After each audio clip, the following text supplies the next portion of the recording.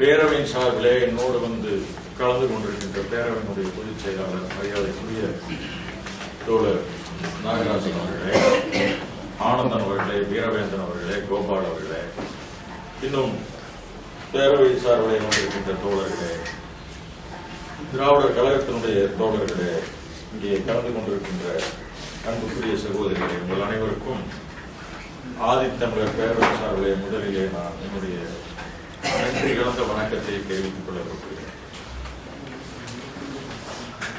இந்த இடம் என்னை பயிற்றுவித்த இடம். இன்னும் சொல்ல போனால் இதுதான் எனக்கு பல்கலைக்கழகம். 1970களிலே நான் புகுமுக வகுப்பில் தவறி இங்கே தனி பயிற்சிக்காக வந்து சேர்ந்தேன். என்னுடைய இல்லம் இங்கே பக்கத்தில் தான் இருக்கு, காமராஜர். அப்பொழுது தனி பயிற்சிக்கு வந்தபோது முதன்முறையாக தந்தை பெரியார் அவர்களை நேரில் சந்திக்கிற வாய்ப்பு இங்கேதான் எனக்கு கிடைக்கும். சிந்தனை பேரவையை தொடங்கி வைப்பதற்காக தந்தை பெரியார் அவர்கள் இங்கே வரவழைக்கப்பட்டு சிறப்பு செய்யப்பட்டார். அப்பொழுதுதான் பார்த்தேன், ஒரு பக்கெட்ல அவர் சிறுநீர் போவதற்காக ஒரு பக்கெட்டை எடுத்துக்கொண்டுதான் இங்க வரும்போது அப்படித்தான் வந்தார். அதற்கு முன்பு அவருடைய பேச்சை 2-3 இடங்களிலே நான் கேட்டிருக்கிறேன் மாணவனாக இருக்கும் பொழுது. ஆனால் மிக அருகிலே இருந்து பார்க்கிற வாய்ப்பு இந்த கல்வியகத்தின் மூலம்தான், அதுவும் குறிப்பாக குவைக்கு ஆசார ஐயா அவர்கள் மூலம்தான் அது கிடைத்தது என்பதை நான் மிக பெருமையோடு நான் இங்கே உங்களுடன் பகிர்ந்து கொள்ள விரும்புகிறேன்.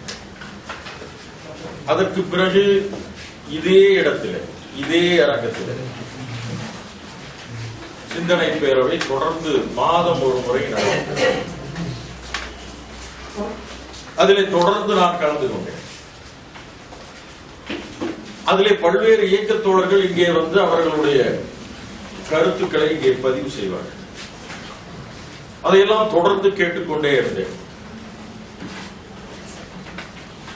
உண்மையிலே மிகப்பெரிய ஒரு வியப்பான செய்திகள் எல்லாம் என்னவென்றால், அப்பொழுது நான் பார்த்த அந்த இயக்கங்கள் அல்லது இயக்க தோழர்கள் எல்லாம் இங்கே தோழர் குறிப்பிட்டதை போல இங்கிருந்துதான் வானம்பாடி இயக்கமே வெளியே வந்தது. இன்னும் பல்வேறு இயக்கங்கள், இன்னும் சொல்ல போனால் ஆதித்தமிழர் பேரவையினுடைய விதையே இங்கிருந்துதான் தொடங்கி.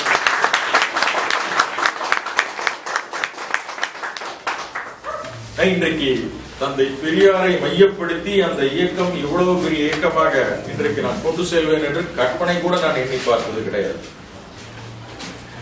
ஆனால் அதற்கு அடித்தளம் இட்டது இங்கே ஐயா ஆசான் அவர்களுடைய இந்த பேரவைதான். இங்கே ஒரு பெயர் இருக்கிறது. நான் இருக்கும்போதுதான் இந்த பெயர் பலகை திறந்து வைக்கப்பட்டது. தாய்மொழி செயல்மரவர் தமிழ்வேள் அரங்கு. தமிழ்வேள் ஆசிரியர், தமிழ் ஆசிரியர், அவரோடு நான் நெருங்கி பழகி இருக்கிறேன். இன்னும் சொல்ல போனால் உங்களுக்கு எல்லாம் தெரியும், 74 76 காலகட்டங்களிலே 76 திராவிட முன்னேற்ற கழக ஆட்சி கலைக்கப்பட்டது. அதற்கு முன்பு இதே கோவையில தனித்தமிழ் இயக்கம் என்கிற பெயரில் ஒரு இயக்கத்தை தொடங்கி, அந்த இயக்கத்தின் சார்பிலே அவர் தமிழவேல் அவர்களும் நானும் இன்னும் ஒரு சில தோழர்களும் கோவையில் இருக்கிற அத்துணை மளிகையிலிருந்து மிகப்பெரிய அங்காடிகளில் இருக்கிற பெயர் பிள்ளைகள் எல்லாம் தமிழில் எழுத வேண்டும் என்கிற மிகப்பெரிய முயற்சியை அப்பொழுது அந்த காலகட்டத்திலே நாங்கள் மேற்கொண்டோம். அதற்காக அப்பொழுதுதான் அது ஒரு பயமுறுத்தலாகவே சொன்னோம், இது நீ செய்து ஆக வேண்டும், பெயர் பலகை தமிழ்நாட்டில் தமிழில் தான் இருக்க வேண்டும் என்கிற ஒரு கடுமையான முயற்சியை எடுத்தோம். அதுல இந்த துண்டறிக்கைகளை எல்லாம் எடுத்துக்கொண்டு போய் ஒவ்வொரு கடைகளிலும் கொடுத்து அவர்களை ஓரளவு மிரட்டலை போல செய்து, நீங்கள் அப்படி செய்யாவிட்டால் இங்கு ஒரு மிகப்பெரிய பேரணி வரப்போகிறது, அப்படி பேரணி வரும் பொழுது இந்த பெயர் பலகை எல்லாம் தமிழ்ல மாற்றப்படாமல் இருந்தால் இந்த கடைகள் எல்லாம் பாதிக்கப்படும் பயமுறுத்தி அப்ப மாற்றணும். 2 ஆண்டுகள் அந்த பெயர் பலகை அத்தனையும் தமிழில் மாற்றப்பட்டது. கோவையில் நடந்தது. அப்பதான் முதல் அவங்க என்ன கேட்டாங்கன்னா, இதற்கான தமிழ் பெயர் என்ன, காஃபி என்ன எப்படி தமிழ்ல சொல்றது, டீ என்ன தேநீரகம், பேக்கரின்னா என்ன சொல்றது, அது எப்படி தமிழ். அப்பொழுதுதான் நாங்க அமர்ந்து ஒவ்வொன்றுக்காக விளக்கங்களை இங்கிருந்து நம்முடைய ஒரு குழு அழைத்துக் கொண்டது. பேக்கரின்னா அடுமனை, ஒவ்வொன்றுக்கும் ஒவ்வொரு சொல். அப்புறம் நிறைய மாலியபிள் டக்டைல்ஸ்னா என்ன, நிறைய கேள்விகள் கேட்டாங்க. எலக்ட்ரானிக்ஸ் என்ன, எலக்ட்ரிக்கல்ஸ் என்ன, அத்தனைக்கும் தமிழிலே நாம் அன்றைக்கு வழங்கிறோம். அந்த பெருமை படைத்தவர் தான் தமிழவேல் அவர்கள். அவரும் இந்த பள்ளியிலிருந்து வெளியே வந்தவர். அதே போல புலவர் ராசியனன் அவர்கள் போன்றவர்களும், அப்பாவை போன்றவர்களும், அருணா ராசகோபால் போன்றவர்களும், இன்னும் பல பேரை சொல்லலாம். இருந்து வெளியே வந்து இன்றைக்கு அரும்பணி ஆற்றிக் கொண்டிருக்கின்ற பல தலைவர்களை இன்றைக்கு பார்க்கலாம். தந்தை பெரியாரை இங்கே பார்த்த பிறகுதான் நான் பெரியாரை பற்றி படிக்க தொடங்கினேன். அதற்கு பிறகுதான் அந்த நாத்திய கருத்துக்கள் இங்கேதான் பற்றி கொண்டது. அதுக்கு முன்னாடி கிடையாது. 70க்கு முன்பு கிடையாது. 69 பள்ளி இறுதியாண்டு படிச்சேன். அதுக்கு பிறகு 74 காலகட்டங்களில் 73, 74 ஆங்கில இலக்கியம் இதே அரசு கலைக்கல்லூரியில் இளநிலை அந்த படிச்சேன்.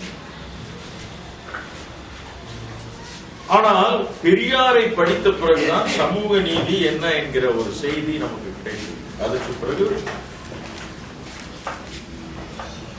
மிக பரவலாக திராவிட இயக்கங்களான அதனுடைய நூல் வெளியீடுகளாகட்டும் சரி, அல்லது பல்வேறு நிகழ்வுகள். ஒரே ஒரு முறை ஆனமலையில ஆசிரியர் அவர்களை வைத்து ஒரு பொதுக்கூட்டம் நடந்தது. 84. அப்பொழுது அவரை பார்த்து ஒரு சந்தேகத்தை கேட்டேன். ஐயா, நான் திராவிட இயக்கத்தை சார்ந்து ஆதரவாளராக, அதனால அரசு ஊழியராக இருக்கிறதுனால நேரடியான பங்கு பெறல. இருந்தாலும் நிறைய விஷயம் ஒரு பேரணி, ஒரு பிரச்சார பேரணி எங்களுடைய இல்லத்தில் இருந்து தான் ஐயா ஆசான் அவர்கள் மூலம் தொடங்கி வைக்கப்பட்டதெல்லாம் போய் நிறைய விஷயங்கள் நடந்திருக்கிறது. அப்பொழுது அவரிடம் நான் கேட்ட கேள்வி என்னன்னா, ஐயா, திராவிட இயக்கம் சாதி மறுப்பு, கடவுள் மறுப்பு, மத மறுப்பு என்று இந்த அளவுக்கு நாம் போய்கிட்டு இருக்கிறோம். ஆனால் நான் பிறந்த அருந்ததிய சமுதாயம் ரொம்ப மோசமா இருக்கு, படுகொலையிலே இருக்கிறது. மோசமா என்பது வேறு, மோசம், படுமோசம், சுத்த மோசம் பல வகையில் இருக்கிறதுல இது படுகொலையில் இருக்கிறது இந்த சமுதாயம். அப்படி என்றால் நான் இந்த குறிப்பாக இந்த சமுதாயத்துக்கு நான் ஏதாவது சேவை செய்ய வேண்டும் என்று நினைக்கிறேன். அப்படி சேவை செய்ய போவது பகுத்தறிவுக்கோ தந்தை பெரியாருடைய இயக்கத்துக்கோ முரண்பட்டதா என்று கேள்வி கேட்டேன். அப்படி சேவை செய்வது, இந்த மக்களுக்காகவே ஒரு இயக்கத்தை தொடங்கி சேவை செய்வது முரண்பட்டதா, அது தவறா என்று கேட்டேன். நிச்சயமாக தவறில்லை, கட்டாயம் நீங்க தான் செய்யணும், செய்யுங்க. அப்போதான் அது எனக்கு அந்த அப்போ இது ஒரு மக்களுக்காக, பெருந்திரளான மக்களுக்காக சேவை செய்வது என்பது பெரிய தொண்டு, அது செய்யத்தான் வேணுங்கிற செய்தியை இது சாதி வாரியா மாற்றி விடுவார்களோ, அப்படி செய்வதால் ஒரு சாதியாக முத்திரை குத்தி விடுவார்களோ என்று நான் பயந்தேன். அந்த பயம் எனக்கு அப்பொழுதுதான் தெளிவிக்கப்பட்டது. இல்லை, கட்டாயம் நீங்க செய்யுங்க, பொதுவான வேலைகளுக்கு நிறைய பேர் வருவாங்க, குறிப்பிட்ட ஒரு சமுதாயத்தை தூக்கி நிறுத்துவதை வர முடியாது. அதற்கு பிறகுதான் இந்த மக்கள் பணியை பற்றி, இந்த குறிப்பாக அருந்ததியர் மக்களை பற்றி சிந்திக்க, பேச, அவர்களை பற்றி செய்ய நான் தொடங்கினேன். அப்படி நான் தொடங்கும் பொழுது உண்மையிலே சொல்கிறேன், அதற்கு முன்பு வரை நான் இந்த அமைப்பு 94 தான் தொடங்கினது. ஏறத்தாழ இன்றைக்கு 16 ஆண்டுகளுக்கு மேல ஆகிடுச்சு. அதற்கு இடைப்பட்ட காலத்துல இந்த மக்கள் கிட்ட பல்வேறு பணிகளை செய்யும் பொழுது இந்த மக்கள் மத்தியிலே தந்தை பெரியாரையோ அம்பேத்கரையோ யாருமே சொல்லவில்லை. அப்படி சொல்வதற்கான தலைவர்களும் அங்கே இல்லை. அப்பொழுது அங்கே என்ன நிலைமை இருந்தது என்று சொன்னால், அங்கே காந்தி படத்தை தான் ஒரு துண்டறிக்கை போட்டால் கூட அதுல காந்தி படம் தான் இருக்கும், நேரு படம் தான் இருக்கும். தப்பித்தவரை அம்பேத்கர் படத்தை போட்டாலும் கூட ஒரு பக்கம் அம்பேத்கர், இன்னொரு பக்கம் காந்தி படம் தான் போடுவாங்க. இதுதான் அருந்ததியர் தலைவர்கள் அந்த காலத்தில் வைத்துக் கொண்டிருந்த முறை. நாம் உள்ளே சென்று பிரச்சாரங்கள் செய்யும் பொழுதுதான் நான் சொன்னேன், காந்தி நமக்கு துரோகம் செய்திருக்கிறார். இன்னும் சொல்ல போனால் பூனா ஒப்பந்தம் என்கிற ஒரு வன்மையாக ஒரு ஒப்பந்தத்தை புரட்சியாளர் அம்பேத்கர் அவர்களை கட்டாயப்படுத்தி அந்த கையெழுத்தை வாங்கி நமக்கு கிடைக்க இருந்த அந்த இரட்டை வாக்குரிமை என்கிற அந்த உரிமையை பறித்தவரே அவர்தான் என்கிற செய்திகள் எல்லாம் காந்தியும் அம்பேத்கரும் ஒரு நேர்கோட்டில் இருக்க வாய்ப்பே கிடையாது. இவருடைய வழி வேற. அவர் கிராமத்துல ராமராஜ்யமாக்குவதற்காக புறப்பட்டவர் காந்தி. அம்பேத்கர் கிராமத்தை ஒழியுங்கள் என்று சொன்னவர். தந்தை பெரியாரும் கிராமத்தை ஒழியுங்கள் என்று சொன்னவர். ரெண்டுக்கு தான் வித்தியாசம். ஆக இதை நாம் சொல்லும் பொழுது இந்த மக்கள் மத்தியிலே அதை மிக பரவலாக கொண்டு சென்றோம். நாம் அங்கே சென்ற பிறகுதான் பெரியாரையும் அம்பேத்கரையும் இந்த மக்கள் மத்தியிலே பேச முடிந்தது. பேசினோம். இன்றைக்கு 15-20 ஆண்டுகளாக இன்றைக்கு அருந்ததியர் மக்கள் மத்தியில இந்த அமைப்புல இருந்து கூட பல பேர் பிரிஞ்சு போயிட்டாங்க. போயிருந்தாலும் கூட எல்லாருமே தந்தை பெரியாரையும் அம்பேத்கரையும் விட்டுவிட முடியாது. இவர்களே இந்த மக்கள் யாருமே இதுக்கு முன்பு வரைக்கும் இந்த மக்கள் மத்தியிட்ட போய் பெரியாரையும் அம்பேத்கரையும் பேசல. ஆதி திராவிட மக்கள் கிட்ட பேசியிருக்கிறாங்க, அந்த மாநாட்டுக்கு போயிருக்கிறாங்க. இன்னும் சொல்ல போனால் தேவேந்திர கூட்டமைப்பு நடத்துகிற, ஆனா இந்த மக்கள்ல அப்படிப்பட்ட தலைவர்கள் இல்ல, அப்படிப்பட்ட நிகழ்ச்சி நடத்துறதுக்கு ஆட்களும் கிடையாது. இந்த சமூக நீதி இயக்கத்தை புரிந்து கொண்டவர்களும் கிடையாது. அப்ப அந்த நிலையில நாம் இதை கொண்டு போனோம், விரிவாக கொண்டு போய் அதெல்லாம் பண்ணோம். இது நான் அந்த கடந்து வந்த பாதையை சொல்வதற்காக நான் வந்தேன். அப்படி வரும் பொழுது மிகப்பெரிய மாற்றம், அந்த திருப்பு முனை என்பது இங்கேதான் அமைந்தது என்பதையும் நான் குறிப்பிட்டு சொன்னேன். இதுல ஒரே ஒரு செய்தி, இன்றைக்கு ஒரு தலைப்பு கொடுத்திருக்கிறீர்கள். உண்மையிலே இந்த தலைப்பெல்லாம் பேசக்கூடிய பெரிய அளவு தகுதி எனக்கு இருக்கிறதா என்று எனக்கு தெரியாது. ஏன்னா இந்த தலைப்பெல்லாம் பெரிய பெரிய அறிஞர்களும் தலைவர்களும் பல்வேறு காலகட்டங்களிலே பேசியிருக்கிறார்கள், கருத்தை தெரிவித்திருக்கிறார்கள். அந்த கருத்துக்கள் எந்த கருத்து இடஒதுக்கீடும் சமூக நீதியை பற்றி பேச துணிகிற யாருமே ஒரு விஷயத்தை மறந்துவிட முடியாது, மறுக்கவும் முடியாது, இருட்டடிப்பும் செய்ய முடியாது. அது என்னவென்று சொன்னால், அது தந்தை பெரியாரை இந்த விஷயத்திலிருந்து எந்த காலகட்டத்திலும் ஒதுக்கி வச்சு இந்த விஷயத்தை பேசவே வாய்ப்பே. இன்னும் நான் பல கூட்டங்களிலே நான் பதிவு செய்திருக்கிறேன், எனக்கு தலைவர் தந்தை பெரியார் தான். ஒரு தலித் தலைவர் ஆமா அப்படின்னா எப்படிங்க? எனக்கு தலைவர் தந்தை பெரியார் தான். தந்தை பெரியார் தான் எனக்கு அம்பேத்கரை சுட்டி காட்டினார். அதுக்கு முன்னாடி எனக்கு அம்பேத்கர் தெரியாது. எனக்கு சுயமரியாதை இயக்கம் தான் தந்தை பெரியார் தான் அம்பேத்கரை எனக்கு சுட்டி காட்டியது. முதல் சாதி ஒழிப்பு என்கிற அந்த நூலை, அம்பேத்கர் எழுதிய அந்த நூலை அப்ரிஜ்ட் எடிஷன், அது தமிழ்ல சுயமரியாதை வெளியீட்டுல அந்த நூல் அன்றைக்கு போடப்பட்டது. முதல் அந்த சாதி ஒழிப்பு நூல் தான் அம்பேத்கரை தமிழ்நாட்டில் அறிமுகப்படுத்துகிறது. அதுக்கு முன்னாடி தெரியாது, அம்பேத்கர் தெரியாது. ஆக எனக்கு புரட்சியாளர் அம்பேத்கரை அறிமுகப்படுத்தியவர் தந்தை பெரியார் என்பதை நான் மறந்துவிடவில்லை. அந்த வகையில இன்றைக்கு சமூக நீதியும் இடஒதுக்கீடும் என்கிற இந்த கோட்பாட்டை பேச வேண்டும் என்றால் முதலில் இடஒதுக்கீடு என்ன, சமூக நீதி என்ன புரிந்து கொள்ளும். இடஒதுக்கீடு என்றால் என்ன? வேற ஒண்ணுமே இல்லைங்க. பொதுவாக ஒரு நாடு அல்லது ஒரு அரசு அல்லது ஒரு பொதுத்தளம் என்று சொன்னால் இருக்கிற மக்கள் எல்லாம் எல்லா விதமான பயன்களையும் சரிசமமாக பங்கு பெற்று பயனடைவதுதான் சமூக நீதி. எல்லாருக்கும் அதுல சமம் இருக்கும். அந்த சமம் இல்லாத போதுதான் அதை பற்றி பேசணும். எப்படி சமம் இல்லாமல் போனது என்று சொன்னால், இந்த நாட்டிலே ஏறத்தாழ 2000 ஆண்டுகளுக்கு மேலாக பார்ப்பனர்கள் அந்த இடஒதுக்கீட்டை தங்களுக்கானதாக மாற்றி முதலில் இடஒதுக்கீட்டை ஏற்பாடு செய்தவர்கள் அவர்கள்தான். இடஒதுக்கீடுன்னா இப்ப நாம எல்லாருக்கும் பிரிச்சு கொடுங்க, ஜாதி வாரியா பிரிச்சு கொடுங்க நாம கேட்கிறோம். அப்படி இல்லாம ஒட்டுமொத்த இடஒதுக்கீட்டையும் தங்களுக்காக மாற்றிக்கொண்டதிலே மிக திறமசாலிகளாக இருந்தவர்கள் இந்த பார்ப்பனர்கள் என்பதை இடஒதுக்கீட்டுக்கு அவங்க தான் அச்சாரமே போட்டது.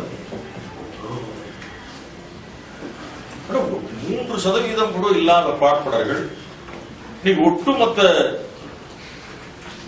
நிர்வாகத்திலிருந்து எல்லாவற்றையும் இன்றைக்கு அவர்கள் தங்கள் கையிலே வைத்துக் கொண்டிருக்கிறார்கள் என்று சொல்லும் பொழுது அதுதான் இந்த பிரச்சனை உருவாச்சு.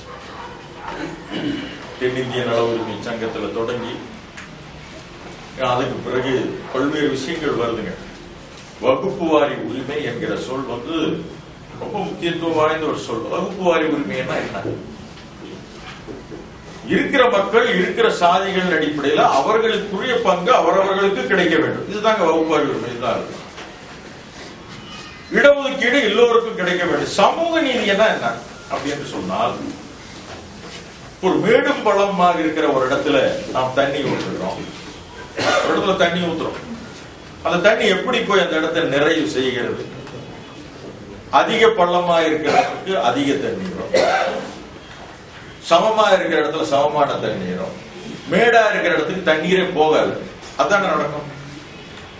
ஒரு இடத்துல மேடு பள்ளமாக இருக்கிற ஒரு இடத்திலே தண்ணீரை ஊற்றினால் எப்படி அது மாறுகிறதோ அப்படித்தான் சமூக நீதி இருக்க வேண்டும். அடி பாதாளத்தில் இருக்கிறவர்களுக்கு அதிக தண்ணீர், அதிக இடஒதுக்கீடு, அதிக வாய்ப்பு. சமமா இருக்கிறவங்க தரவே வேண்டியது எதுக்காக தரணும்? சில பேர் இன்னொன்றை பேசிக் கொண்டிருக்கிறார்கள். இப்ப இங்க ஒரு 100 பேர் அமர்ந்திருக்கிறீர்கள்.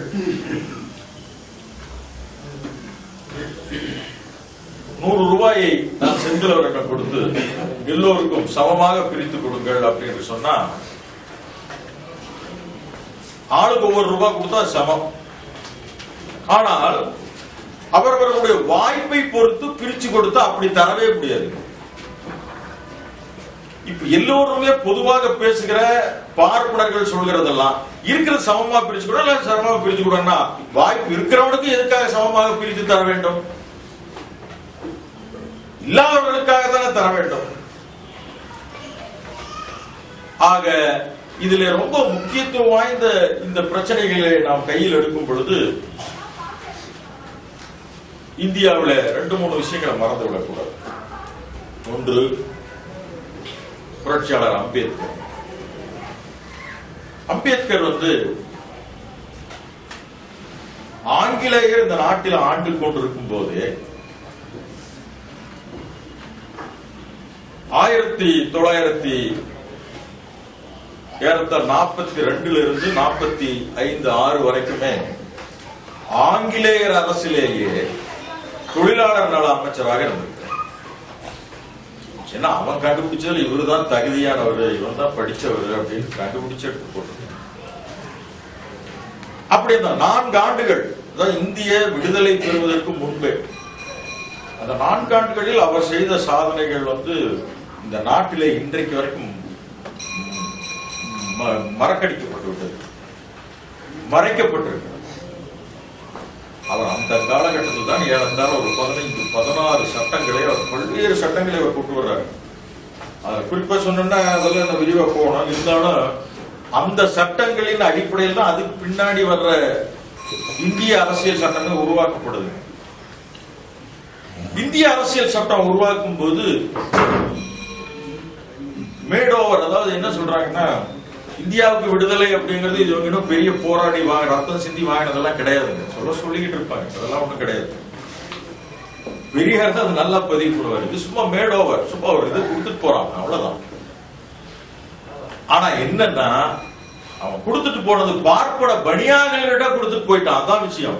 அந்த அதிகாரத்தை இந்த நாட்டினுடைய ஒடுக்கப்பட்ட தொழிலாளர் மக்களிடம் கொடுக்கவில்லை, பார்ப்பன பணியாக்களிடம் கொடுத்து விட்டு போயிட்டான். அதான் விஷயம். அவன் அப்படியே வாங்கிட்டான். பெரிய விஷயம் இல்லை. அப்ப இதுக்கு இந்த நாடு உருவாகும் பொழுது இந்த நாட்டுக்கு ஒரு அரசியல் சட்டம் தேவை என்று சொல்லும் பொழுது யார் இது எழுதுறதுக்கு தகுதியான ஆள் யார் என்று தேடுகிறார்கள். அந்த காலகட்டத்துக்கு கொஞ்சம் முன்னாடி காங்கிரஸ்க்கு எப்பவுமே ஒரு தெனாவெட்டு இருக்கு. இது பார்ப்பனர்கள் பூரா நிறைஞ்சது. இப்ப பிஜேபி பார்ப்பனர்கள் நிறைஞ்ச ஒரு கட்சி. கொஞ்சம் பேரை பிற்படுத்தப்பட்டவர்கள் சேர்த்து வச்சிருக்காங்க. காங்கிரஸ் அதுக்கு கொஞ்சமும் சளைத்தது. பார்ப்பனர்களால் முற்றிலும் முழுதும் நிறைக்கப்பட்டதுதான் ஒரு நேரு கூட பண்டிட் சொல்ற பண்டிட் என்ன பட்டம் வாங்கினாரு. எந்த காலேஜ் போய் புலவர் பட்டம் வாங்கினாரு? பண்டிட் பட்டம் வாங்கினாரா? பண்டிட் ஜவஹர்லால் நேருங்கிறாங்க. பண்டிட் என்பது அவருடைய சாதியின் பெயர், மறந்து விடாது. காஷ்மீர் பண்டிட்டுகள் இருக்கிறார்களே, அந்த வழி வந்தவர் தான் இவர் பண்டிட். காஷ்மீர் பண்டிட்.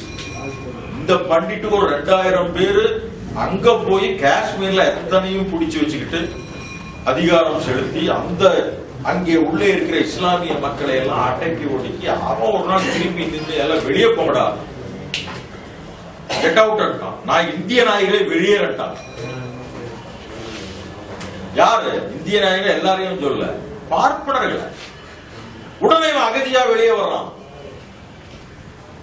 2000 பார்ப்பனர்கள் அகதியா வெளியே வர்றான். உடனே அவனை இந்திய அத்தனை பத்திரிகையை தூக்கி நிறுத்து, அகதியா வெளியே வந்து விட்டார்கள். வெளியே வந்து என்ன பண்ணிக்கிறான்? ஸ்டார் ரோட்ல கொண்டு போய் தங்க வைக்கிறாங்க. இருக்கிற வேறு நாடுகளில் இருந்து, ஈழத்திலிருந்து, மற்ற இடங்களிலிருந்து வர்ற அகதிகளுக்கு ஒரு நாளைக்கு வெறும் 24 ரூபாய் கொடுத்து தங்க வச்சு அவனுக்கு உணவு கொடுத்துட்டு இருக்கிறான். பார்ப்பனர்களுக்கு ஸ்டார் ஹோட்டல்ல தங்க வைக்கிறான். இன்னைக்கும் பல வசதிகளோடு டெல்லியில வாழ்ந்து கொண்டிருக்கிறார்கள் பண்டிட்டுகள். என்ன காரணம்னா இவர்கள் எல்லாம் நேருவுக்கு சொந்தக்காரர்கள், நேருவுடைய வாரிசுகள் அல்லது அவருடைய முன்னோர்கள். இந்த ஒரு காரணத்தை தவிர வேற எதுவுமே கிடையாது. வேற ஏதாவது இன்னைக்கு காஷ்மீர் ஏன் இந்தியா பிடித்து வைத்துக் கொண்டிருக்கிறது? ஒரே காரணம், நேரு இருக்கிற அது தொடர்புகள் இருக்கிறது, வேற ஒன்றும் கிடையாது.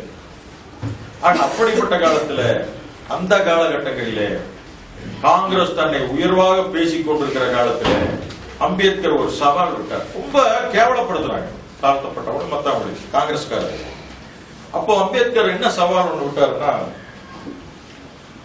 காங்கிரஸ்காரர்கள் ரொம்ப பெருமிதமாக படித்தவர்கள் அவர்கள் மட்டும்தான், அவர்களிடம்தான் மிகப்பெரிய அறிவாளிகள் இருக்கிறார்கள் என்று சொல்லிக் கொண்டிருக்கிறார்கள். நான் ஒரு சின்ன வேண்டுகோள் வைக்கிறேன். காங்கிரஸ்ல இருக்கிற அத்தனை அறிவுஜீவிகளும் எனக்கு பதில் சொல்ல வேண்டும் என்று ஒரு கேள்வியை வைத்தார். என்ன கேள்வி என்று சொன்னால், என்னிடத்துல நான் கட்டிய ராஜகிரகா, மும்பையில ராஜகிரகான்னு அம்பேத்கரை அவரே விரும்பி ஒரு வீட்டை கட்டினாரு. அந்த வீடு இப்ப இருக்கிற நிலையை பார்த்தா இந்த பார்ப்பன RSS நாய்கள்லாம் எவ்வளவு கேவலமா அதை வச்சிருக்கிறாங்கன்னு பாத்தீங்கன்னா அசிங்கமா அங்க இருக்கிறது. அவர் கட்டின, அவரே கட்டிய வீடுங்க. பார்த்து செங்கல் செங்கலா பார்த்து கட்டினு சொல்லுவாங்கல்ல, அந்த மாதிரி செங்கல் செங்கலாக பார்த்து கட்டின. தமிழ்நாட்டிலையும் இந்தியாவிலையும் ஒரு வீடுல லைப்ரரி, நூலகத்துக்கென்றே ஒரு வீட்டை அவர் கட்டி இருக்கிறார் என்று சொன்னால் அது ராஜகிரகா தான். அப்ப அவர் சேலஞ்ச் பண்ணாரு, என்னிடத்திலே 20,000 நூல்கள் என்னுடைய நூலகத்திலே இருக்கிறது, இதற்கு இணையாகவோ இதற்கு மேலாகவோ உங்கள் காங்கிரஸ் கட்சியில் இருக்கிற எந்த தலைவர் எட்டாவது இருக்கா சொல்லுங்க ஒரு சவால் விட்டார். இப்படி சொல்லிட்டாரு, ஒரு சாதாரண தாழ்த்தப்பட்டவன், தீண்டத்தகாதவன் நம்மளை பார்த்து இப்படி ஒரு சவால் விடுறாரு, இது என்ன நியாயமா? இது ஏதாவது ஒரு முடிவு கட்டியாகணும் அப்படின்ட்டு முடிவு பண்றாங்க. எல்லாம் அழைச்சு அப்பதான் போய் தேடுறாங்க, வீட்டுல ஏதாவது புஸ்தகம் வச்சிருக்கிறோமா தலைவர்கள் எல்லாம். பார்ப்பன தலைவர்கள் அவங்க என்ன படிப்பாங்க? மகாபாரதம், கம்பராமாயணம், இதுதான் வச்சிருப்பான் வீட்டுல. வேற என்ன வச்சிருப்பான்? தேடுறாங்க, ஒண்ணுமே இல்ல. அந்த காலத்துல அதிகம் படித்தவர் டாக்டர் ராதாகிருஷ்ணன், குடியரசுத் தலைவராக இருந்தார். அவர் பிறந்த நாள் தான் எங்க ஆசிரியர் தினமாக கொண்டாடுகிறார்.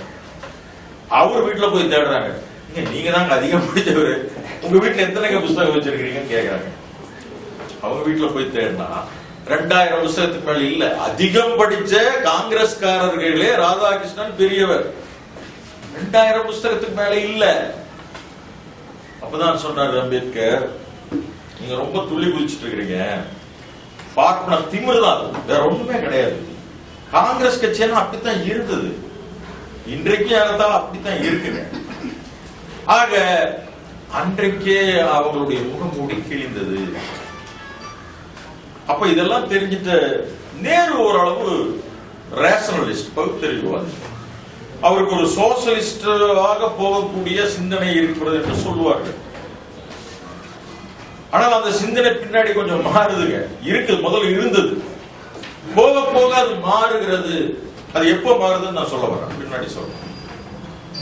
அப்பதான் நேருக்கு தெளிவா தெரிஞ்சிச்சு, இதுல அரசியல் நிர்ணய சபை அல்ல அரசியல் சட்டம் அல்ல அரசியல் சாசனம் ஒன்று எழுத வேண்டும் என்றால் அதுக்கு தகுதியான ஒரே ஒருத்தர் அம்பேத்கர் தான். வேற ஆள் ஏன்னு கேட்டா, அவர் ஒருத்தர் மட்டும்தான் உலக நாடுகளுடைய அத்தனை நாடுகளினுடைய அரசியல் சட்டத்தையும் கரைச்சு குடிச்சு கையில வச்சிருக்காரு. அத்தனை நாடுகளினுடைய அரசியல் சட்டங்களையும் கரைச்சு குடிச்சு கையில வச்சிருக்காரு அம்பேத்கர். இதெல்லாம் நேருவுக்கு தெரியும். அப்பதான் போய் நேரு அம்பேத்கரை பார்த்து, நீங்க தான் இந்த அரசியல் சட்டம் எழுதணும், நாடி வந்திருக்கிறோம், நீங்க பண்ணுவீங்கன்னா அப்பவே அம்பேத்கர் வராம, நீங்க எங்க சுத்தினாலும் என்கிட்ட தான் வருவீங்கன்னு எனக்கு முன்னாடியே இருக்கிறேன், பாக்குறேன், செய்யறேன் அப்படின்ட்டு அவர் சொன்ன ஏற்றுக்கிட்டார், பொறுப்பு ஏற்றுக்கிட்டார். ஆனால் அந்த பொறுப்பை ஏற்றுக்கொண்ட அம்பேத்கர் 3 ஆண்டுகளாக அதுக்கு உழைத்தார். அந்த அரசியல் அது ஒரு சாதாரண விஷயம் இல்ல. ஒரு 7 பேர் கொண்ட குழு, 7 பேர் கொண்ட குழுவுல அம்பேத்கரும் இன்னொரு இஸ்லாமியர் மட்டும் தான் அந்த குழு உறுப்பினர்கள். மற்ற 5 பேரும் பார்ப்பனர்கள். அவருடைய அரசியல் சட்டம் எழுதுவதற்கு இவர்கள் யாருமே உதவவில்லை. ஒருத்தன் வெளிநாடு போயிட்டான், ஒருத்தன் செத்து போயிட்டான், ஒருத்தன் கூட்டத்துக்கே வர்றதில்லை. என்ன பயம்னா, அம்பேத்கருடைய அறிவுக்கு நிகரா போய் பக்கத்தில் உட்கார்ந்து பேசுறதுக்கே எல்லாம் பயம். இவர் ஒரு கேள்வி கேட்டா அவனால் பதில் சொல்ல முடியாது. அந்த அளவுக்கு ஒரு களஞ்சியமாக இருந்திருக்கிற என்சைக்ளோபீடியா. அப்ப அவர்கிட்ட நெருங்கிறதுக்கே யாரும் பயப்பட்டாங்க. அப்ப அந்த அளவுல ஒரு உட்கார்ந்து எழுதும் போது அதை கூட நீங்க சமீபத்தில் பத்திரிகை எல்லாம் பார்ப்பீங்க, அம்பேத்கர் இவ்வளவு தாமதமாக அரசியல் சட்டத்தை எழுதி நத்தை மேல உட்கார்ந்துட்டு அவரை விரட்டுற மாதிரி ஒரு படம் போட்டாங்க. நீங்க பத்திரிகையில பார்த்துருக்கீங்க. கேவலப்படுத்துறது யார? அம்பேத்கர். அம்பேத்கர் அரசியல் சட்டம் எழுதுறது தாமதப்படுத்திட்டாராம். ஏங்க, ஒரு அரசியல் சட்டம் எழுதுறது சாதாரண விஷயமா? ஒரு 2.5 ஆண்டுகள் இருந்து 3 ஆண்டுகளுக்குள்ள எழுதி இது ஒரு பெரிய ஒரு காலம் அப்படின்னு சொல்லிவிடவே முடியாது. ஆனால் இதையே கூட அவர் நத்தை போல போகிறார். இவர் பின்னாடி இருந்து ஒரு சவுக்கு ஒரு சாட்டை எடுத்துட்டு அப்படி விரட்டுறாராம் அம்பேத்கர். இதை போட்டு அவங்க மகிழ்ந்தாங்க அந்த காலத்துல. அம்பேத்கர் இதை பற்றி எல்லாம் கவலைப்படலைங்க. அவர் பாட்டுக்கு அவர் ஒரு பொறுப்பு இருந்தாலும் அந்த பொறுப்பை அவர் செய்து கொண்டே இருப்பார். ஆக யாருடைய உதவி இல்லாமல் ஆளாளுக்கு ஒரு இடத்துக்கு போன அந்த 7 பேர் கொண்ட குழுவில் இவங்க தான். பின்னாடி பிரச்சனைகள் வரும் பொழுது ஏன் சமூக நீதி அரசியல் சட்டத்துல பெரிய அளவு இடம் பெறலன்னா, அந்த 5 பேர் கொண்ட குழுவுல இருக்கிறவங்க எதிர்ப்பு தெரிவிச்ச காரணத்தினாலதான் பல விஷயங்களை அம்பேத்கர் உள்ள கொண்டு வர முடியல. அப்பொழுது ஆங்கிலேயர் இருக்கும்போது, தொழிலாளர் நல அமைச்சராக இருக்கும் போது அவர் சில சட்டங்களை கொண்டு வர முயற்சி செய்தார்கள்.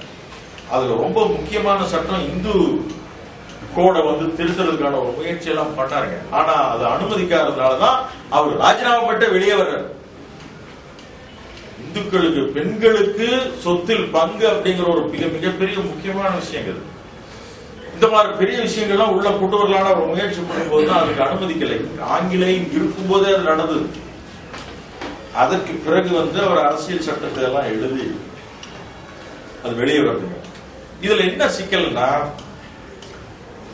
இந்த இடவு சோசியல் ஜஸ்டிஸ் அப்படிங்கிற அந்த சமூக நீதி எங்கிருந்து தொடங்குதுன்னா அரசியல் சட்டத்திலிருந்து தொடங்கினா இதெல்லாம் வர முடியல, வரவே முடியல. இந்த அரசியல் சட்டத்தில் என்ன ஒரு சிக்கல்னா, தாழ்த்தப்பட்டவர்களுக்கு ஆங்கிலேயர் காலத்திலும் அதற்கு பிறகு சில கோல்காப்பூர்ல சாகு மகாராஜா போன்ற அவர்களுடைய அரசவைகளிலும் கொஞ்சம் இடஒதுக்கீடுகளை கொடுக்க ஆரம்பிச்சிட்டாங்க. அப்பவே தமிழ்நாடு தனிங்க, தனி ஸ்பெஷல் இதுங்க. தமிழ்நாட்டு நான் நிறைய வரல, அது பிறகு பார்க்கிறேன். இது இந்திய அளவை பொறுத்து சொல்றேன். ஆங்கிலேயன் காலத்திலிருந்து 8% தாழ்த்தப்பட்டவர்களுக்கு இடஒதுக்கீடு கொடுக்கப்பட்டது. அங்கிருந்து வந்தது மெதுவா அப்படியே டெவலப் ஆகுது. அப்படியே தாழ்த்தப்பட்டவர்களுக்கு மிக தெளிவாக அரசியல் சட்டத்துல சாதியின் அடிப்படையில் இடஒதுக்கீடு வகுக்கப்பட்டது. சாதியின் அடிப்படையில் மறந்து விடாது. தந்தை பெரியார் ரொம்ப தெளிவா சொல்வார், இந்தியாவில் எதை பேச வேண்டுமானாலும் சாதி இல்லாமல் பேச முடியாது. சாதி தான் எல்லாத்துக்குமே அடிப்படை. சாதி இல்லாமல் எதுவுமே இல்லைங்க. ஒரு அலுவலகத்துல ஒருத்தர் புதுசா உள்ள ஒரு வேலை வாய்ப்புல பெற்று உள்ள வந்தாருன்னா ஒட்டு மொத்தமா இருக்கிறவங்க ஒண்ணு வர்றவருடைய சாதியை முன்னாடியே தெரிஞ்சு வச்சிருப்பாங்க, வந்த உடனே தெரிஞ்சுக்கணும்னு ஆசைப்படுவாங்க. எப்படியோ தெரிஞ்சு காட்டி அவன் மண்டை வெடிச்சிடும். அப்படி இருக்கிறவங்க என்ன சாதி, என்ன ஒரு சமயம் நம்ம சாதியா இருப்பாரோ அந்த புத்தி அவனுக்கு இருக்கு, எல்லாருக்கும் இருக்கு. ஒரு சமயம் நம்ம சாதியா இருந்தா நமக்கு ஒரு சாதகமா மாத்திக்கலாம். அது இயல்பாவே அவன் என்ன சாதி இவன் என்ன சாதி தெரிஞ்சுக்கிறதுல ரொம்ப ஆர்வமா இருக்கும். அது இதை சொல்லும் போது இன்னொன்னு ஆசிரியர் அவர்கள், தமிழின தலைவர் தளபதி அவர்கள் சொல்லும் பொழுது, துணைவியாருக்கும் ஆசிரியருக்கும் துணைவியாருக்கும் திருமணம் செய்து வைக்கும் போது 2 பேரும் திருமணம் செஞ்சு வச்சிடறாங்க. ஆனா அதுவரைக்குமே தந்தை பெரியார் என்ன சாதி என்று இருவரிடமும் கேட்கவில்லை. ரொம்ப முக்கியமான விஷயம். கேட்காம செய்து அதுக்கு பிறகு கட்சிகள்லாம் பிரிஞ்ச பிறகுதான் இவர் என்ன சாதி இவர் என்ன சாதின்னு எல்லாரும் கேட்க ஆரம்பிச்சாங்க. இப்போ நிறைய கட்சிகள்லாம் வந்த பிறகுதான் இப்படி நடிகர்களை தன்னுடைய சாதிக்கு சேர்ந்தவர்கள் எல்லாரும் சேர்த்துக்கிறாங்கல்ல. கார்த்திகா அது இந்த சாதி, சூர்யாவா என்ன சாதி. அதே போல தலைவர்களிலும் சாதி இப்பதான் பிரிக்க ஆரம்பிச்சாங்க. இதுக்கு முன்னாடி அதெல்லாம் யாருமே பார்க்கவில்லை. என்ன சாதி என்று தெரியாமல் தான் தன்னுடைய துணைவியாரை அவர் திருமணம் செய்கிறார் ஆசிரியர். இதெல்லாம் அந்த வரலாறு வருது. ஆக இந்த சாதி என்கின்ற ஒன்று இல்லாமல் யாராவது ஏதாவது பேசினா கூட, இப்ப கூட ஒரு பொதுவா சொல்லுங்க, சாதி பார்க்காத சாதி கேட்காத அப்படிங்கறதெல்லாம் சும்மா சொல்லிக்கலாம். அதெல்லாம் ஏமாற்ற வேண்டும். கம்யூனிஸ்டுகள் நிறைய அதைத்தான் சொல்றோம், பகாலமா சொல்லிட்டு இருந்தாங்க. இதே சிந்தனை பேரவையிலே இங்கு பேசிய அந்த காலத்துல இருந்த சில தோழர்கள், மார்க்சிஸ்ட் கம்யூனிஸ்ட் கட்சியில இருந்து வந்த இதே மேடையில இதே இடத்துல எனக்கு தெரிஞ்சு இதே பேச்சு தான் அன்னைக்கு இருந்தது. இதே மேடை தான், எந்த மாற்றமும் இங்க இல்ல, அப்படியே இருக்கு இதே இடம். சொன்னாங்க, மொழி என்பது ஒரு மனுஷனுக்கு ஒண்ணு தேவையே இல்லைங்க தோழர். மொழி எதுக்கு? அது விஞ்ஞான காலத்துல கம்ப்யூட்டர் ஆயிரம் அதாயிரம் இதாயிரம் அப்படின்னு தான் சொன்னாங்க. மொழியை பற்றி அவங்களுடைய கருத்து 40 ஆண்டுகளுக்கு முன்பு அப்படித்தான் இருந்தது. ஆனால் இன்றைக்கு மொழிக்கு நல்ல கண்டு மாநாடு நடத்துகிறார். தமிழ் மொழி மொழியை பொறுத்து அவங்களுடைய கருத்து மிகப்பெரிய அளவில் மாறி இருக்கிறது. சாதியை பற்றியும் மார்க்சிஸ்டுகளுடைய சிந்தனை மிகப்பெரிய இன்றைக்கு மாறி இருக்கிறது. தீண்டாமை ஒழிப்பு முன்னணி என்கின்ற ஒன்றை வைத்து இன்றைக்கு உள்ளே போந்து அன்றைக்கு நாம் தந்தை பெரியார் வழியில் இருக்கிற தொண்டர்கள் என்ன செய்தோமோ அதை அவர்கள் 30-40 ஆண்டுகளுக்கு பிறகு இப்போது செய்து கொண்டிருக்கிறார்கள்.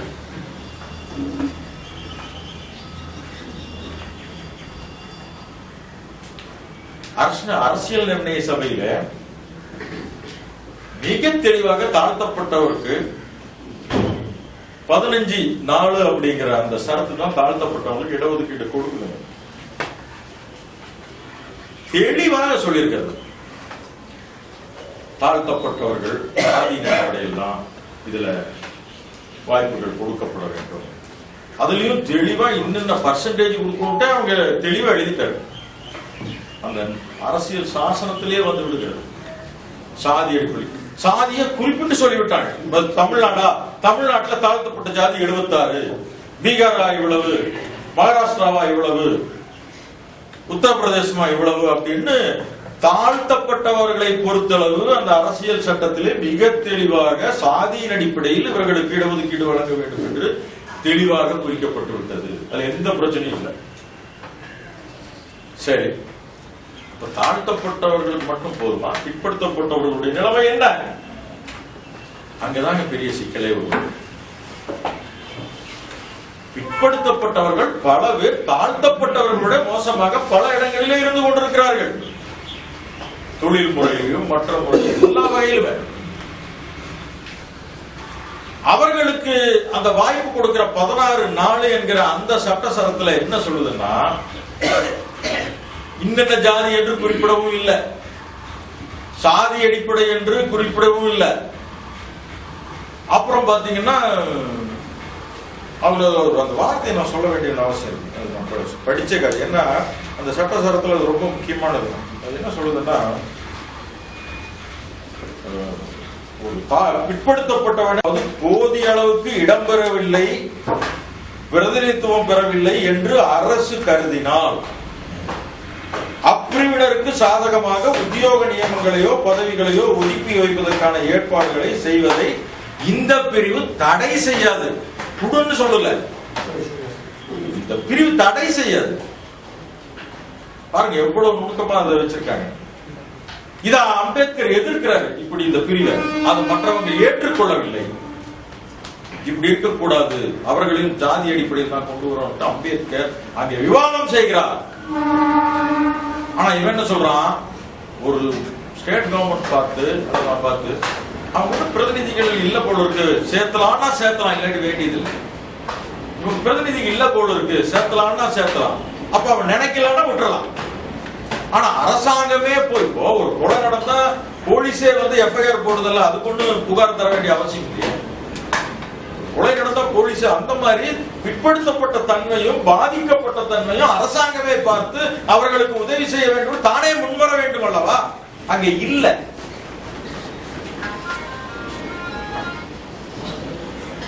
அதற்கு பிறகு என்ன நடக்குதுன்னா,